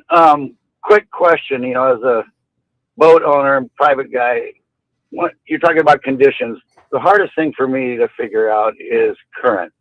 I mean, how do you tell when it's okay, the wind's pushing you, current may be this, wind's different, you're looking at your bait drifting in the water, or is it, you know, the angle of your motor and where you have it turned, and does that affect your drift and change what your current might read? You know, I mean, how do you figure that out? So at the islands years ago, there used to be kelp, and it used to be a pretty good giveaway on current direction. If there's kelp around, look at the kelp stringers, the ones that aren't laying on the surface, the ones that are down a couple feet, where those ones are laying, that's going to be which way the current's going. Around the islands, there's a lot of commercial fishing gear. I'm always looking at the buoys. Anytime I see a buoy, I'm trying to get close so I can see which way the current's going. Foam lines coming off the island. I won't go to an island if I see basically along the coast, if the current's out to sea, that's not the place to be. Yeah. And you want to go somewhere else. So you're always looking at the foam lines, obviously which way you're drifting. If there's no wind and you're drifting a certain direction. If there's boats anchored, look at how they're laying. Those pen boats in the lee of South Island, I'm always looking at those. Oh, that's good. Yeah, That's if I good. see that they're laying funky, I'll know that the current's different or kind of which way the wind is going. But the buoys and the gear is a real good giveaway. Yeah, for the most part, you're looking for something that's attached to the bottom, not necessarily how, you know, if there's zero wind, you'll see how you're drifting. But typically for a boat, especially a skiff, since they're so light and there's so little of boat under the water, they're going to be drifting with the wind more than anything. Yeah, so it's definitely tougher to tell if you're just drifting, but you have to find something that's anchored to the bottom, whether it's kelp, a boat, a buoy. That's what's going to give you your best clue on the current, the direction and the speed. Scott, I know you're a private boater, and I am for the most part more as well. I can't tell you how valuable I think Captain's Concepts is, even for a guy that's not necessarily riding with Gavin or Matt every day. Like the techniques that you get from that, they're fishing techniques. You know what I mean? Whether it be bait presentation or casting or gear or whatever it is, like I just think it's the most valuable tool. You don't necessarily have to be a passenger of Matt's every single week to get some pretty serious benefit out of better know-how. Like I think for a skiff, it's an invaluable thing. Yeah, just from this show right now, I mean, the amount of information right there sounds that it's worth the price of admission. They're the best, no doubt about it. Well, Scott, I hope that helps. Yeah, no, I appreciate it. And some of the things I was, like you were talking about foam coming off of the islands and those kind of things. I already have spots that I fish depending on which way the foam is going, and I just probably didn't translate to, okay, that's current and not wind or anything else. But really appreciate the information on figuring that out, because a lot of times especially on rock cod drifts, you know, you're sitting there going, how do I figure out if it's current or it's wind or what is it? There it is. All right. Well, appreciate the phone call, buddy, very much. Thanks a lot for that. Had a fun text come through from John in Rancho San Diego. Says, man, what a great show. I love hearing from Matt and Gavin. As always, love fishing with you guys. Gavin, do you guys have any travel plans on your calendar? And what place would you recommend for a fishing travel adventure? I know both of you guys have limited time off, but when you do, you always seem to make the best of it. You know, every time there's something to be had. Gavin's either every time we see him, it's one of two things. He's hauling ass to get back onto the boat to run a trip, or he's always going to shoot something cool or go fishing somewhere cool or something else. And Matt, I know it's the same. What's the travel plans looking like? And what would you recommend for a guy that's looking for something different to go do? Well, next month, me and Brandon, Two Fish Jigs team, is going to Cedros end of July, which is, if you guys haven't been there, I definitely recommend it. If you like yellowtail and calico bass fishing, You a fan of that? Oh, a big fan. Yeah. And there's no better place to enjoy that fan than Cedros Island. Yeah. I think the next big trip, we definitely want to go back to Seychelles. That was not a bucket list. Well, when we first did it, it was like, oh, this is a trip of a lifetime. And then at the end of it, we're like, we need to get back here as fast as we can. Yeah. So that's definitely one. If you can figure that out, it's a lot of travel, but man, it's a trip of a lifetime for sure. And not cheap either.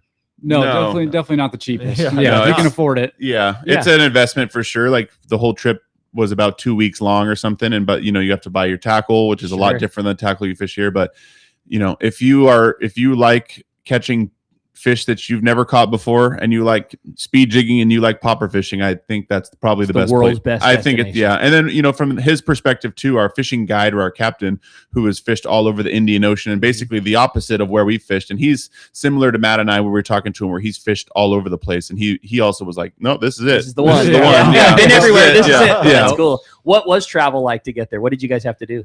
It was 30 hours. Woo! Yeah, so we flew from LAX to Istanbul, Turkey, and then from there to Seychelles. So two flights. One was like 14 hours, one was 7 hours, and then we had a big layover in between. So it was a lot of travel. Yeah, but still worth it. 100%. That's cool. Yeah. How far does the boat have to travel to get into game fish? Yeah, so we're not fishing the islands. You're just fishing like reef or structure around there. So there's like unlimited structure around there. Like a lot of the places we were fishing, our fishing captain basically told us like he's never fished here, and there's a possibility that like no one has fished here before. Wow. Because there's so much structure. Yeah, we fished on the boat for 8 days. We saw one boat the whole time. Wow. Yeah. So what was that like for you two? Yeah, it was nice. Yeah, it was different. It was different. It was cool to just fish an area where you're like, you don't even know when the last time a boat fished here, if a boat has fished here before. A popper might never have come across this piece of reef before. Yeah. So we were fished anywhere from like 60 to 100 miles from the harbor that we left from. Wow, that's awesome. Cool. Why don't we jump back in the phones, Brandon? All right, let's talk to Carl in Escondido. Good morning, Carl. What's up, Carl? Hey, morning, guys. You guys are talking about lures I was trying to figure out what is the best lure to buy for yellowtail. I hear you say 270, 240. What are those? So those are Two Fish Jigs. If you're a surface iron guy, that's what you need. You need some sort of Two Fish Jig. Basically anything Two Fish Jigs offers lives on my fishing pole when we're fishing yellowtail. Giga 240 is kind of like the JJ 240 and the Giga are probably our mainstays. They're probably the most popular jigs. That's basically where I start when we're yellowtail fishing. If you had a couple of those, and if it's just lures in general, you're not a surface iron guy, you need yo-yo jigs. You need yo-yo jigs, whether it's a Two Fish Jig brass monkey or a zinc donkey, but it's tough to beat a solid 6X junior or a full-size 6X, depending on how deep you're fishing. Arguably one of the best lures ever to catch a yellowtail on, or the most used lure to catch a yellowtail on, is going to be a yo-yo jig for sure. Yeah. Solid 6X junior's probably caught more yellowtail than a live bait. That's cool. And I would bet in a lot of conditions too, it fishes all the time. People get so wrapped up in this. I think what I'm trying to say is people get so wrapped up in the excitement of wanting to catch them on a surface iron. I'm arguably one of those guys, but I would bet if you fished a yo-yo jig all the time on the San Diego, you would probably be. You'd have an epic day almost every time. Epic day, 6X junior, whether we're offshore fishing yellowtail on a kelp or we're at the Coronado Islands. It's very, very tough to beat a 6X junior or a full size 6X. Yeah, if there's one, if the question is what's the one best yo-yo jig, it would be just a small yo-yo jig, or the one best lure, because there's days where you can't catch them on a service iron. There's days where you can't catch them on a fly line bait, but I have a hard time believing that there's days that you can't catch one on a yo-yo jig. Yeah, it's just that's what they eat. They like a yo-yo jig, whether we're on the anchor, we're drifting, it's summertime, it's fall, it's winter. We have yo-yo jigs tied on. Gavin forced us, which forced Matt Salas to continue to produce Chrome 6X Juniors for a long time, just because I know that was the lure that you wanted tied on the end of your rod. And it was very difficult to get, because producing Chrome in California is incredibly difficult for the lure manufacturers. We're like, man, you don't understand. Like, this guy tells everybody, and it's the only lure that he wants on there. Like, you have to make this for us. Like, I realize that you don't want. We have to have this thing. Like, but what a ringing endorsement for a product. You know, two guys sitting here that own a lure company, and we must admit to you, Carl, the Salas 6X Junior. If that's tied on the end of your rod most days, you're doing right. You know, that is the jig. There you go. Hey, appreciate the phone call very much. Had another text come through. It says I really enjoying this show with Captain's Concepts.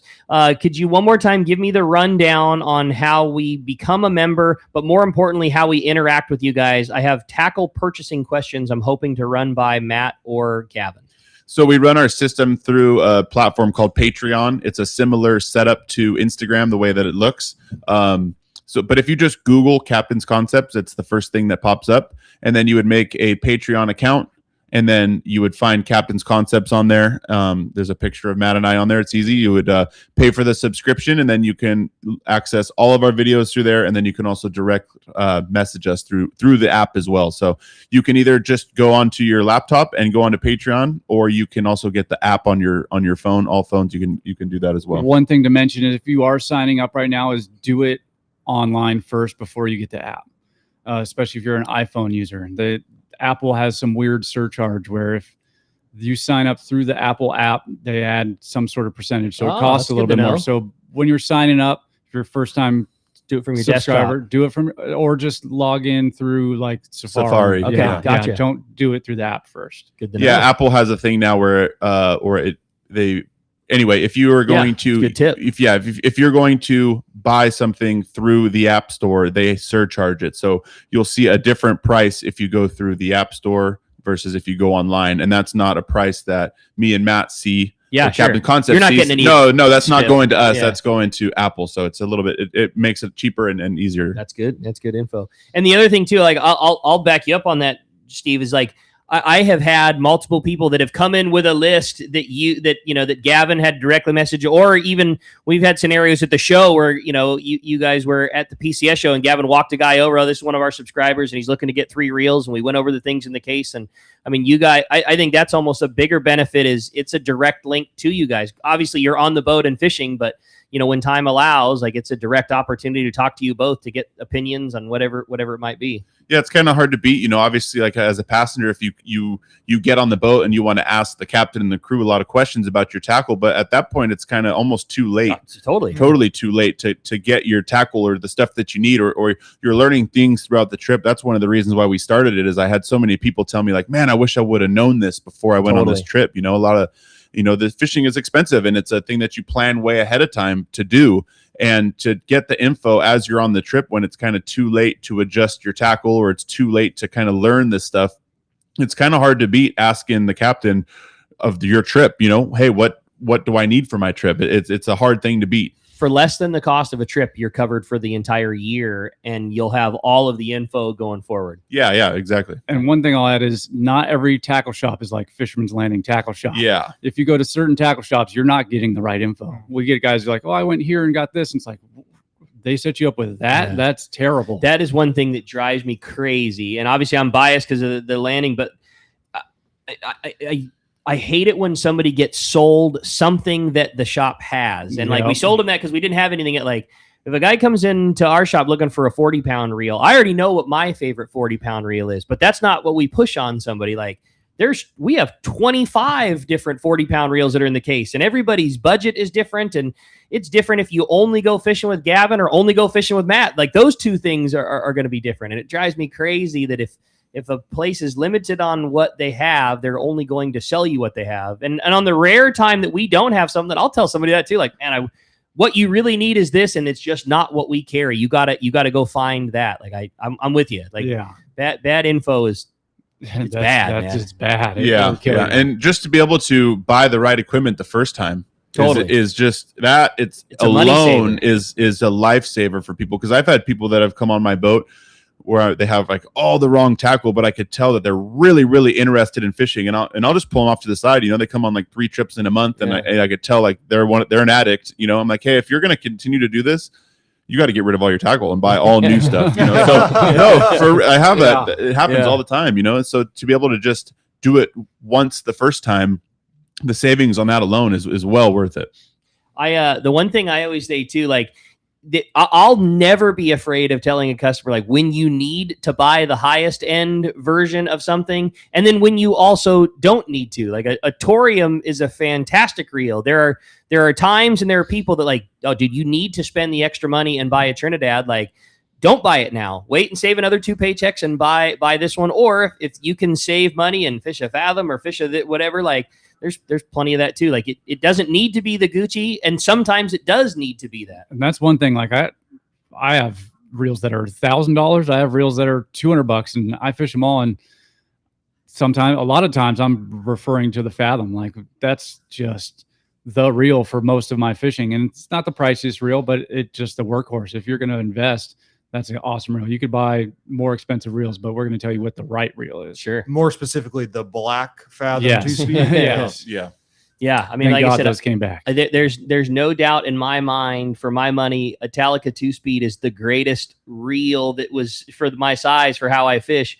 But there's lots of options if that's not the right reel for somebody's budget. No question. There's something out there for everybody. But I implore everybody, certainly people that come from other states or far away places that travel to us, oftentimes they will stop at their local, mom and pop tackle shop, which is great, or a Bass Pro Shops, and they'll just purchase whatever Bass Pro Shops sold them, and they get out here and they're just terribly unprepared for their trip. If they subscribe to Captain's Concepts, you're going to get a great understanding of what the appropriate tackle you're going to need for your trip is, and come down to Fisherman's Landing Tackle Shop and buy that tackle, because we have it all. Yeah, it's hard to, like we were talking about, everything's so localized, like there's yellowtail all over the world, and how you catch them is totally different. But like for how we fish tackle wise, you cannot beat going to Fisherman's Landing, which is right next to all the boats, and everybody that's in there is fishing all the time. And like Captain's Concepts, it's hard to beat the localization of when you're asking questions on what tackle you need. We base our opinion because I ask Gavin every time I see him, which is almost it's 3 times a week when he's coming in the store running trips. We make it a point, like our opinion is based on what our fleet is using, not and our guys fishing and all those things, but like we try to be an extension of what our fleet likes and uses. The hooks that we carry and we push, we don't push them because we got a better deal on this hook. We get it because Gavin said, like, this is the hook that we're using on our jig. So that's what we try to, pushing isn't the right word. Like, we carry all of it, but what we recommend is based on what Matt tells us. When he comes through the shop to get something and, hey, we were catching him on a Giga. Well, that's why we recommend a Giga. There's not too many more people out there that we respect their opinion more, and if they tell us this is the right thing for their situation, that's the thing we try to offer to the customer. Yeah, whether it's something that it's difficult for us to get or more expensive, or we get a much better profit margin on that. It just matters less, because when you set, it's just like Captain's Concepts. When a guy spends his money on it and catches more fish because of it, that's a lifetime customer, not a one-time sale guy. And the truth is, at the end of the day, we're all in this together. We're all fishermen. We all want everybody to have success. When we're selling guys tackle in the tackle shop, I want you to go out there and have the trip of your lifetime. It's no different when then you get on the Pacific Queen or the San Diego. They need you. They want you. They desire you to have a great day. And anything we can do to help you along with that, please allow us to. Yeah, there you go. Hey, with that said, we're going to find out what's going on the water. It's time for our fishdope.com report. We got the man, Yosef Husseini, the Angler's Realtor, standing by. And hey, that day at Catch Report is sponsored by the Fish Pros and Fisherman's Processing in San Diego, where you get the premier processing experience. Check out the easier online system to book processing for your long-range trips. With more team members, Fisherman's Processing stays far ahead of the rest. More same-day capacity, the finest customer service. You can stop by their location in Old Town on Taylor Street or check fishermansprocessing.com and be sure you make your reservations today. We got Yosef on the line. What's up, Yosef? Hey guys, good morning. Good morning. Morning. Hey, we've got a pretty decent fish report for you today. It's slowed down a little bit up in the Catalina area. There are still some large yellowtail at the Farnsworth Bank that people are catching. There are some sea bass mixed in there with that. Decent halibut fishing in the Salto Verde area. Over to San Clemente Island, the front side of the island continues to kick out mixed grade yellowtail. There are some smaller schools down at Hole in the Wall, down from Hole in the Wall to Fishhook. Over to La Jolla, the water rolling didn't make a huge difference over there. It still was pretty decent yellowtail fishing with an occasional sea bass, except for yesterday. Yesterday was rough. Coronado Island's rock pile slowed down as well with the water rolling, but yesterday they bit pretty good in the afternoon. Rock pile bit fairly well yesterday in the evening as well. Down Baja Coast, excellent fishing for yellowtail, 10 to 12 pounds, with the occasional 30-pound fish from Ensenada down to Isolete. Cortez Bank and the Condon Bank still kicking out some decent bluefin. That's about the only area we have around right now kicking out bluefin. Good sized fish, 50 to 150 pounds. They are getting some yellowtail on the higher spots on the banks as well. Coronado Canyon area, 425, 302 has not been seeing any tuna at this time, but there have been some yellowtail caught on patties out there, as well as the occasional Dorado. And that's all I got for you guys. Hey, well, we'll take that. Some good fishing, some good biting, and knowing that the fish continued through some adverse conditions is great sign, especially with the nice weather and some high pressure coming this week. Appreciate it, Yosef, very much. What's going on in the real estate world these days? Big holiday weekend coming? Yeah, it's moving, man. This past week, I got a bunch of calls to list new properties, and I've got some buyers that are getting off the curb, even with a little bit of the higher interest rate. Interest rates kind of leveled out, so people are starting to get interested again, and hopefully this market just keeps moving. All right, we'll take it. Well, if somebody wants to find the best in that biz, the help that you've given all of our guys over the years, get a free home eval, how do we find you? You can get me on my cell phone, 619-277-2169. You can get me on social media at The Anglers Realtor, or you can go to SoCalHomeEval.com and we'll give you a free home evaluation. There it is. Appreciate it very much. Look forward to talking to you next week. You too, guys. Take Awesome. care. Thanks, Yosef. Appreciate that very much. Brandon, phones are packed up. Let's jump right back into them. All right, let's do it. Let's talk to Rich and Bradley. Good morning, Rich. What's up, Rich? Hey, good morning. Great show. There's probably nobody better to ask than the guys that developed the jigs about fishing them. And I was wondering, is there a baseline retrieve that you would start with before you start making real retrieve speed adjustments for the different species like bass, barracuda, yellowtail, and maybe later on this summer some yellowfin? And one other question is, you said you go 40-pound mono all day, all the time. And as one, would you feel more comfortable about using lighter line if the seals aren't around? As far as retrieve goes, I would say a medium to medium fast retrieve is kind of where I live when we're yellowtail fishing. Sometimes they're a little fired up and I pick up the pace, or sometimes they're a little lazy. I might slow down a bit. For bass fishing, I'm usually a lot slower. But medium fast, basically all of our jigs will swim good on that retrieve depending on the current. As far as 40-pound, no, I think I would live on 40 pounds still. Just the castability, the strength, the pulling power. You can get away with backlashing plenty. That line's the right size to have your lure swim good. It's just the perfect size for all kinds of fish. We talked a little bit about something we probably weren't supposed to talk about yesterday, and that a new lure that you guys are working on right now. And I think the thing that I was the most blown away is you can wind that lure about as fast as you want, and it never comes out of the water, which is a great thing. But what you don't normally see is something that you can also barracuda and calico bass slow wind the exact same jig and have it still swim really good. You know, it's common for a lure, oh, this is a great swimming fast jig, or this is a great slow one. It's very rare to have that quality out of the same lure. Yeah, and I like lures It's like good. that. I like lures that I don't need to tie on a lure for certain situations if I see the fish acting different. A lot of times I do, because there's certain lures that excel in certain conditions, but you tie on that new one, you guys are going to like that. It stays in the water real good. And Rich, that's a bit of a nuanced question, because universally here in the room, we're all Shimano Trinidad 20A guys. And what may be a medium retrieve to us on the reel that we used may be a super fast retrieve on the slower gear ratioed reel that you're using.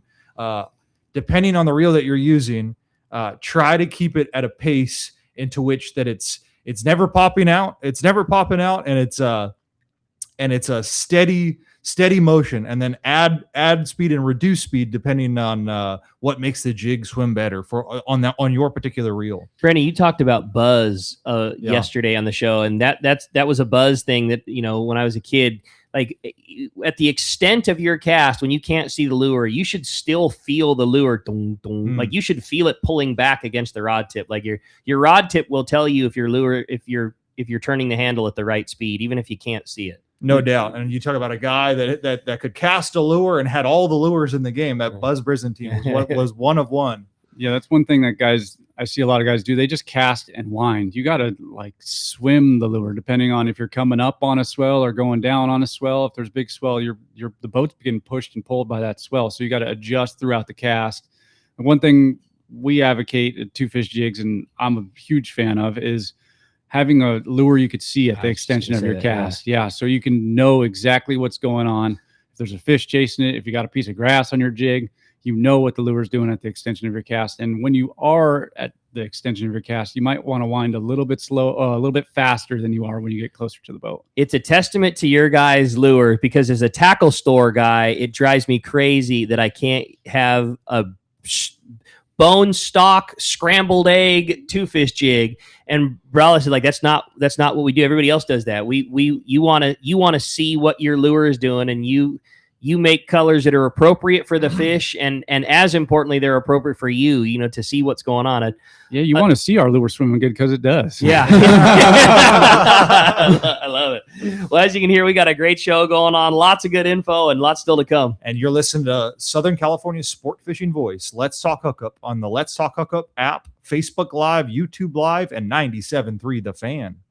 Experience the magic of Haida Gwaii Islands, British Columbia, Canada, at Haida Gwaii Safaris, formerly Queen Charlotte Safaris. Hi, I'm Valerie Hopridge. 25 years ago, I fell in love with these incredible islands, breathtaking scenery and wildlife, warm community, and truly phenomenal fishing. That passion inspired me to open my own fishing lodge. Just steps away from the Sandspit Harbor at Haida Gwaii Safaris, you will be fishing pristine, unpressured waters for Chinook salmon, halibut, giant lingcod, and more. Plus, be surrounded by untouched beauty and wildlife. All of us at Haida Gwaii Safaris have exciting news. We now have our own charter flight to and from Sandspit out of Vancouver, making your trip easier than ever. We pride ourselves on creating unforgettable adventures that turn the first-time guests into longtime friends. You will come for the fishing and you'll come back for the memories. We are booking now. Please call 1-877-815-2892 or visit us at qcsafaris.com. Follow us on Facebook and Instagram. Haida Gwaii Safaris, where unforgettable memories are made one catch at a time. Hey anglers, AFCO Pro Captain Ben Florentino of Coastal Charters here. As a full-time guide, I'm on the water all year long. It's my livelihood. Having the right clothing is of the utmost importance to staying warm, dry, cool, and comfortable to endure whatever the Pacific wants to throw at me.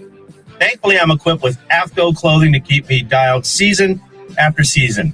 Do yourself a favor and check out AFCO's award-winning gear at a dealer near you, or learn more at afco.com. Whether you're on the lake, on the river, or on the bay, when you hop on board for a day on the water, make sure everyone's on board with wearing a life jacket.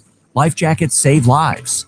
Get on board. A message from California State Parks Division of Boating and Waterways. I believe there is no doubt that the finest sport fishing in the world starts right here in San Diego. This is Captain Frank Lepresti. Our fleet of long-range boats and crew are unmatched, and the Royal Polaris and Shogun are right at the top of the list. Captain Jonathan Yamati and his crew aboard the Royal Polaris are considered to be the finest long-range vessel in the world. From summer bluefin, yellowtail, and wahoo to giant yellowfin tuna, our record is unmatched. The Shogun, under the direction of Captain Rene Monteagudo, has become one of the most popular long-range boats in the fleet. This big, wide, solid riding vessel has gained a reputation for catching fish and treating their customers to an epic vacation on the water. I am so proud of Jonathan, Rene, and the crews on both the Royal Polaris and Shogun, as they have helped me keep the reputation of the premier vessels in the long-range fleet. Come see for yourself. Book a trip on the Royal Polaris or Shogun today. Check RoyalPolarisSportFishing.com or ShogunSportFishing.com or call Monica or Jen in the office at 619-226-8030.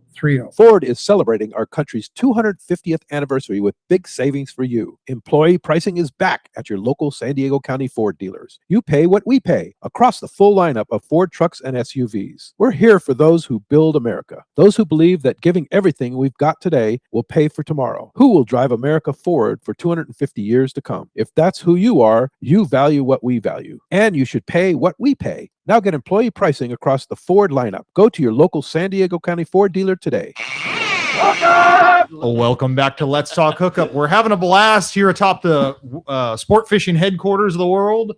We're chatting with Gavin Harbor from the Pacific Queen and Matt Bralla from the San Diego. Together, they make up the team of Captain's Concepts. The entire conversation during that break was losing good lures. Yeah. And it just like, we didn't mention it, but it's why I'm so glad that you guys have and you make sandcast ones too, but it's so glad that you perfected a CNC surface iron because of the repeatability of it. You know, like every person in here was telling us like, oh, I had this great jig and I hooked all these fish and then I got lost and then it was gone. And it was gone forever. And like now when that happens, you just get to go see Brandon and go buy another one. Yeah, it's so good. Thankfully, this little experiment of ours has stopped my surface iron hoarding. I no longer have to go meet some gentleman in his garage and try to buy all his old lures from him. Now I just buy a 2-fish jig off the rack and I go fishing. There's hundreds of jigs at my house just collecting dust now. It's pretty cool too, because I'm a surface iron fisherman, but I have no idea about like making the lures or anything. So like we were talking about our trip to the Seychelles in Africa with Matt and Bodan, and just like listening to them to talk about lures and how they can improve and how it makes them. And for me, I didn't realize how much goes into making a lure and how difficult and like how long it takes to make these lures. And just like listening to those guys go back and forth about lures and ideas they have and how they can make their stuff better was like, it was awesome. Like to have the guys that are making your lures, like that are that into it. It's crazy. I'll back you on that from what we just said during the break. We had hinted yesterday about one of the lures that you guys have in development and you're working on it. And as far as I was concerned, that's the greatest thing since sliced bread. I couldn't be happier. So pumped. Can't wait for the release and all these things.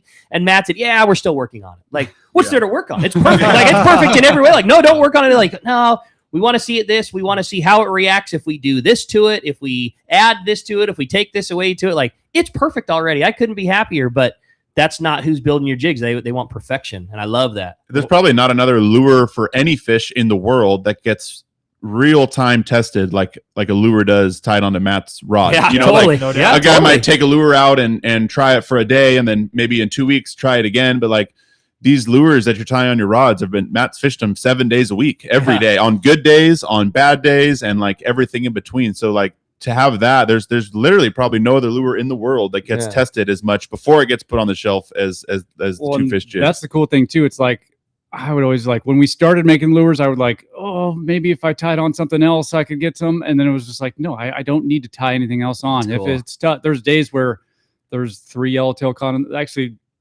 2 days ago, 3 yellowtail cod in the boat. 2 of them were on a 2-fish jig. That's cool. Attached to my rod. Yeah. If they're not biting the lure, if they're not biting that day, it's not because you don't have the right lure tied. Yeah, on. no, they're not biting that day. They live on my fit, and it's crazy because my crew has their jig sticks on the boat, and that's what they're fishing. That's what almost all the surface iron fish, as far as the crew is involved with, it's a 2-fish jig. I love it. Well, I wanted to throw out a friendly reminder that one lucky caller or texter today is going to win a prize pack provided by Matt and 2-Fish Jigs. It's going to go to one caller. Our phone number is 833-288-0973, or one texter. You can text us via the app, and we have a ton of good texts coming through and great calls. The lines are full. Pick it up, man. You got it. Call or text, your call. Let's go to a texter because I'm, admittedly, I want to know the answer to this question. It says, "Hey guys, just wanted to get your prediction in late August and September offshore bite? Do you think we'll see a lot of Dorado and yellowfin? And that comes from Eric at a Riverside. I think yellowfin tuna and Dorado. I think we're going to have a lot of those this year again. I sure hope so. Yeah, just if it's anything like the last time we had this sort of setup, that's exactly what we're going to be catching. A lot of that. That's cool. Yeah. I want to see the development that happens with the two fish, like making the ultimate skip jig. You know what I mean? Like you guys are the clear experts at making a lure swim in the water really good. Like I'll wait to see an unbelievable yellowfin year when there's 150 yellowfin caught in the San Diego every day, and watch you guys make a lure that's supposed to not be in the water the whole time. We have something we're working on another company with a stick bait. I don't know if I'm supposed to talk about it, but you'd probably be able to skip that pretty good. Okay. All right. Good enough. We'll take that. Well, why don't we get into the phones, Brandon? They're packed up. Let's talk to Alex in San Carlos. Good morning, Alex. Hey, good morning, guys. How's everybody doing? Great. What's up, buddy? Cool. Hey, no, I was just calling thank you guys, for Captain Concepts. I mean, it saved me a huge headache back where you see this always getting tangled. I'd be fly lining. I'm getting, I'm in the stern and getting tangled up with everybody. And I mean, just, I got a lot of really good tips, I might throw a fly line when we first get to the stop and then I just run over to the bow. I grab my 35-pound setup, which I never even thought of, but I know Matt was talking about that Sunline 35. And I mean, that lives with me. It goes on every single trip. I mean, it's something about that 35 pounds. I think it's so much better. It's great. Like I love that. So I'm always at the bow. I never even thought about the concept of like the drifting stern first and the chum line like kind of going towards the bow as you're drifting. I mean, it makes all the sense in the world. So thank you guys. I appreciate what you guys are doing. Well, thank you. Awesome. Well said, buddy. That's great. Well, we had another good text come through. So, good morning, boys. A lot of knowledge at the table today. I'll have to listen to this one a couple of times. I have a question about a rod blank that I have on the wrapping machine right now. It's a CalStar 100J. I'm thinking about trimming it down to 9.6. I'd like to fish 50-pound as a surface iron and popper setup. How would you recommend I do the trim? My plan as of right now is to take 3 inches off the top and 3 more off the bottom. Is that the right move? I'll be using this primarily targeting bigger tuna with surface lure outfit. What would you guys throw on it in terms of a reel and any other recommendations I might take? That's from Rory in Lakeside. That kind of depends on if it's a glass 100J or one of those 100 mags. My 100 mag, I think, has 2 off the tip. I think most people fish theirs full length, but I have 2 off the tip, and I've used mine for foamer fishing or like tuna fishing, big tuna, and you could fish 50-pound on it. You don't need to make it 9.6. I think a lot of guys tend to always cut off the butt, but really what you're trying to control is the tip action. Mm-hmm. That really beefs it up. So you don't really need to take it off the butt per se. I don't have it off mine, just 2 off the top on a 100 mag. If it's a glass 100J and you're really trying to make it a beefy rod, I'd say 5 off the tip. Yeah. We used to fish one with 6 off the tip, and I kind of like that. That was like a 7X big jig rod, giga rod, something like that. But the standard for me with the glass 100J, the one I like the most is like 4 off the tip, 2 off the butt. As far as reel goes, if I'm fishing, I know I'm fishing for tuna and I might hook a big one. I'm fishing a 2-speed, either a Talica 12 or a Fathom 30. There you go. Good info. That CalStar GF 100 mag is my favorite surface iron rod. That thing's nice. I fish it full length. I don't do anything to it. I strap a reel to it, and it's my absolute favorite. We got a horde of jig rods, and I like a lot of other things, but that's my A number one. That one's been getting a lot of use the last couple of years, and that thing's strong. I like it for everything, and I fish it everywhere, but especially in a skiff. Like I like that there's a little bit of graphite. It does a lot of lifting. It's a very fast and easy casting rod. Like, on a skiff, I don't have 2 feet to step into a big slow cast, ultra slow CUI load up. It's just not the right rod for what I like to do on my boat. And I'm the same. I love that 100 mag. I'm the same. I'm making weird casts all the time over rods and rocket launchers from the upper deck, all kinds of just weird casts, and those like snappier rods, the 100 mag, all kinds of stuff like the Wahoo you were talking about. You could just make a kind of an awkward cast, still make the lure go a long way. Make it go where you need it to go. I think we were off air when we were talking about that. Is different rods for like a skiff would be similar to like if you're working on a boat or a captain like us. Like Matt and I, we might fish throughout the trip, but we're not just standing on the bow with a rod in our hands. You know, we need to be able to grab a rod off the rack and make a quick cast. Like you said, sometimes there's people or there's obstacles in the way. So like different rods are going to be different for exactly what you're doing. If you wanted to cast a Tatty 45 farther than anything in the world, you have nobody around you and feet to work with, and you're fishing a big Harnell, the lure is going to go farther, but it's not going to do everything. And it's a not lot gonna of do times, everything either. You know, like I feel like the fishing has changed a lot where we're sliding into fish more. We're casting at fish while the boat is still moving forward. Have to overcome that and momentum. that Harnell is tough when it's like that. I have Harnells. I have probably close to 30 long rods at the house. It's ridiculous. Yeah, the tackle room's crazy. But I've leaned more towards the snappier cast. I fish an Alua a lot. I fish that 100 mag, but it's a quicker cast than that Harnell. You don't need the slow, long, extended cast while you're on the anchor waiting for your shot is a little different than the fishing we do now. There it is. That's a great description. Brandon, you had a good text. Yeah, once again, I'm being selfish here because I'm coming through this mountain of texts we're receiving, and this is yet another question I would love to hear your guys' answer on. It says, "Good morning, guys. Great show and guests. I'm a die-hard bait fisherman. My question is two-part. How do you prefer to hook a bait? Do you use different hook locations in a bait fish at different times, situations, and why? Keep up the great work." And that comes from Matt, from Mike in Oceanside. That's an excellent, really excellent question. One thing that Captain's Concepts, a lot of people want to talk about lures, and a lot of people I see on my boat, they kind of bypass through bait fishing, you know, like it's simple, when that is probably the opposite. I think it's easier to probably fish a lure than it is to fish a bait if you're talking about becoming the top tier fisherman. As far as hook placement, yes, it definitely depends on what you're looking for. I shoulder hook my baits a lot if I want to keep my bait on the surface. That's a good way to do it. Shoulder hook your bait. I think it conceals your hook really well, and it'll help keep your bait on the surface. One of the ones that I've been doing a lot lately for bluefin fishing has been a breast hook or a collar hook. I do that a lot now. I'll do that when we're out at the banks if we're anchor fishing and there's not much current, which is happens a lot when we're fishing Tanner and Cortez Bank. We'll be fishing on the anchor with very minimal current or no current, where it's very hard to get your bait away from the boat on the surface. But that breast hook, you're still getting your bait away from the boat, but it'll get your bait to swim down. Is that right? Which is good. A lot of the times when you're bluefin fishing, yeah. So when there's not a lot of current or the boat's swinging to the left and right a lot, and it's difficult to get your bait to go out on the surface, which is what a lot of people are trying to do.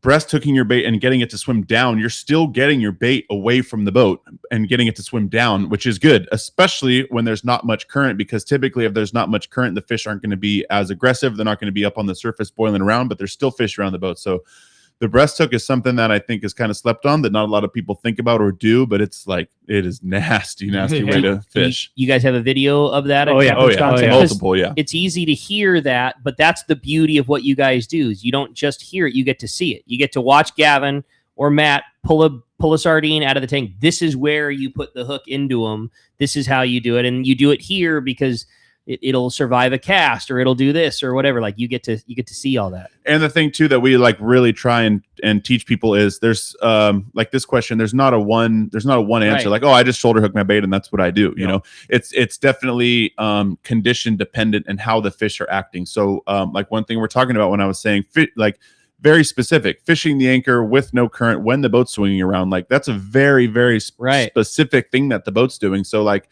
if you're on Captain's Concepts, you're watching our videos all the time, and then you find yourself on the boat and you're like, hey, there's no current, the boat's swinging around. Oh yeah, you know, Gavin said to do this, and then you know it's not. So there's no one trick answer for anything when it comes to fishing, but like especially bait fishing, I will do different things. Another thing that people don't think about as much is the quality of your bait. I will hook my bait differently if I have really good bait or really bad bait. So if I have really terrible bait on the boat, and the bait in the hand wells is bad, which happens a lot, and it's going to happen this year for sure.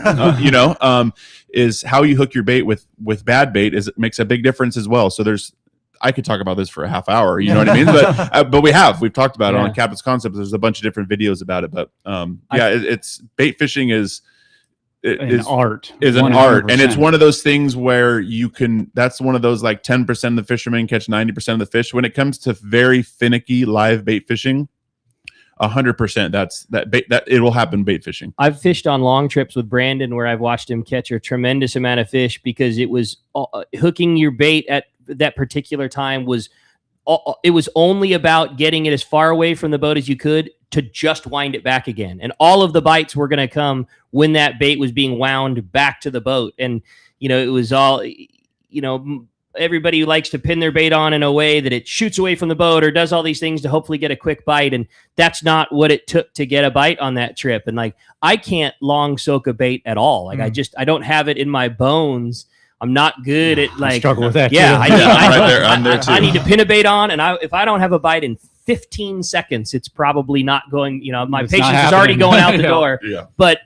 But he caught that and had a bunch of bites when nobody else did because he would fish a bait just to wind it back in again. And all of the bites were coming on the wind back in. And you're going to pin that hook way different than you would any other way. And in that particular weird scenario, we were down on a long range trip on the hurricane bank, and we were sitting there on the anchor, and there was clearly fish around, but nobody was catching anything. And I was nose hooking a bait and long soaking it, which I never do either one of those things. I can't stand either one of those things. And then I would I would put my reel on the rail, I would put it in low gear, and I would slowly turn the handle with a little bit of drag applied, and that produced bites when nobody else was getting bit during the bite day. after bite when there were no bites to be And had. it's nothing I'd ever tried really previous to that, and I don't know that I've ever done it since that. But that day dictated that's what those took. those conditions. And one thing right now we're talking about hooking sardines. Yeah.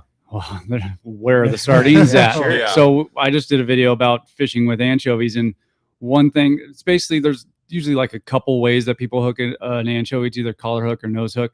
But one thing I do a lot is belly hook an anchovy. If we're fishing tuna, I've never done that in my whole lifetime. Yep. Oh man, if there's tuna around the boat and they're tough to hook, try that. Really? Is that right? Oh yeah. Belly hooking an anchovy is a sleeper, and it gets bites. See, there you go. I would That's why you never- pay. actually, That's why you That's- pay for that service. That's why Captain's Concepts is Yeah. a great value. The breast hook, a belly hooked anchovy. I've never tried either one. In my of those in my things. lifetime, life. I've never put a belly hook in a choke. Hey, There's it no reason works- not to. it Why works would you good. not? It Like, works really good. How about hooks? Do the hooks make a difference on a chove? A high end sharp hook, does it any better than a cheap mustad hook? Do you I basically live on one hook unless we're bluefin fishing, and that's the Mustad 94 151, the bronze hook. That is for yellowtail, small bait, like anchovies. That's the hook. That's what I fish with. And it's not because it's the fanciest hook ever. It's just it hooks them good. It fishes the bait good. That is the hook. Chovy is one of the few times when I'm such a big fan of spending the money and buying a Gamakatsu live bait hook. Like it's so much easier for me to pin that bait on with that's so one of the few times when I'm a proponent of spending extra money, and I'm a cheap SOB when it comes to buying my fishing tackle. And that's one of the few things that I really like, that Gamakatsu live bait hook when I'm I haven't fishing a tried that chove. one, but I fished that Nautilus a lot. That's probably one of my favorite circle hooks around. And as it stands now, Gamakatsu is really the only company that offers a tiny circle hook that will fit some of these tiny anchovies we're seeing. Totally. Yeah, that's a good call. Well, hey, not a ton of time. Let's grab another quick text. And this one was from Dennis. Says, what a great show this is. I have a 3-day trip coming up in September. You talked about collar hooking choves. Does that change if you're adding sinker? Also, if I am adding sinker to an anchovy, what style should I fish? I'm an albacore, rubber core guy. Has things changed? How do you guys like applying sinker when you're fishing an anchovy? I think it depends on the situation. For me, the baseline is a collar hook. Depends on the sinker weight. If you're fishing a heavier sinker, I'm going to start nose hooking. If it's a light sinker, I'll be collar hooking. There it is. Appreciate it very much. Well, you're listening to Southern California's sport fishing voice, Let's Talk Hookup, on the Let's Talk Hookup app, Facebook Live, YouTube Live, and 97.3 The Fan.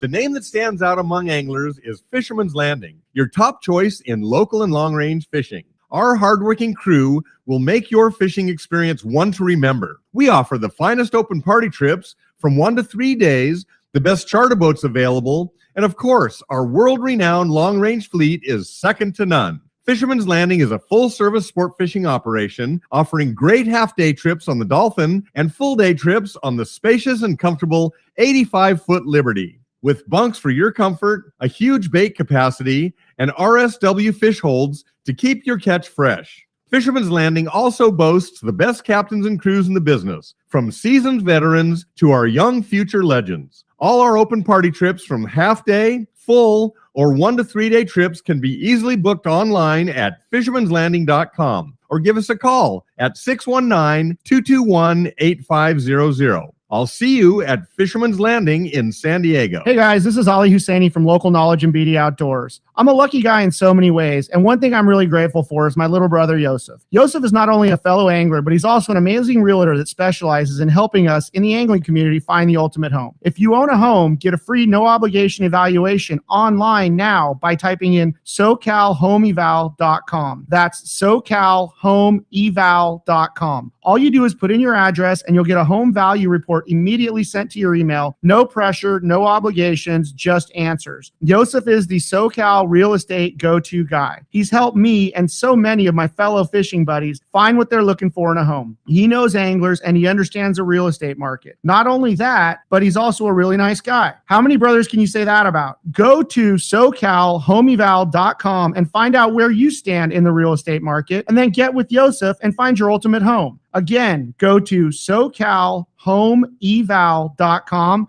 and we'll see you on the water. In Southern California saltwater fishing, conditions change fast. 1 minute you're fly lining bait for yellowtail. The next you're locked into the fish of the season. That's when serious anglers trust Maxima Ultra Green.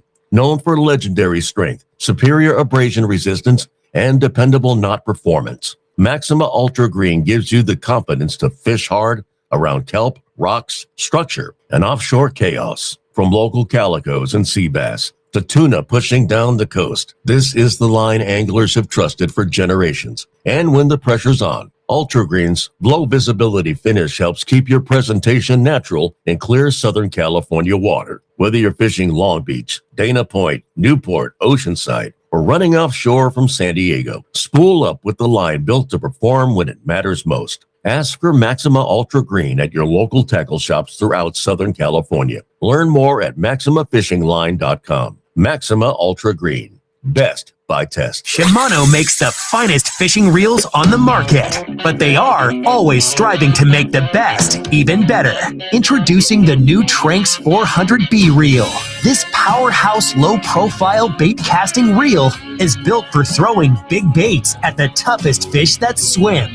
Core solid and Hogany body technologies deliver unmatched rigidity and flex-free cranking. Ideal for heavy loads. SVS Infinity MD Tune braking offers precise control for casting heavy baits. X-Ship boosts gear durability and casting distance, while a cross-carbon drag ensures smooth, reliable performance. Versatile across salt and freshwater applications, the redesigned Tranx 400B is a vital tool in the pursuit of trophies. If you're looking to take your bait casting reel to the next level, check out the all-new Tranx 400B at your local Shimano dealer. Welcome back to Let's Talk Hookup. We're having a blast here chatting with the boys from Captain's Concepts. Yeah. And one lucky caller or texter is going to win a prize pack provided by Two Fish. Yeah, Shirts. bag. And we're about to find out now who that will be. Send it to it, Bralla. Send it. Okay, we have And it is a caller. Congratulations, Kyle in San Diego. You got yourself a bag and two fish jigs coming your way, and we'll just hold it at the tackle store for you, Kyle. You can come in and pick up that whole bag of goodies when you come in. We'll get you a phone call, and come on by the shop. We'll get you hooked up. Boys, what a great job. Captain's Concepts. I cannot talk enough about it. 2 hours. Again, give us the details if somebody wants to find and participate in all this great information. So like we said, the easiest way to find us is Google Captain's Concepts. The Patreon is the first thing that comes up. You could also follow us on Instagram.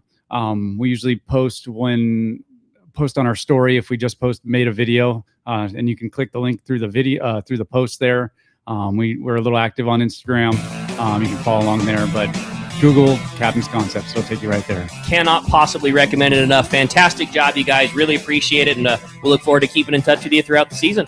Oh, yeah, thanks for having us. Great job, boys. Hey, great show. Another great show coming for you next weekend. Next Saturday, Chris Yamada and John Todd from CalStar will be joining us. And next Sunday, Captain Alex Stockfeld from the Pegasus. You stay tuned. More Let's Talk Hookup coming your way on the Let's Talk Hookup app, Facebook and YouTube Live, as well as 97.3 The Fan. KWFN and KWFN HD1 San Diego. Hey, this is Fernando Tatis Jr., right fielder from San Diego Padres. We're going to hang a star.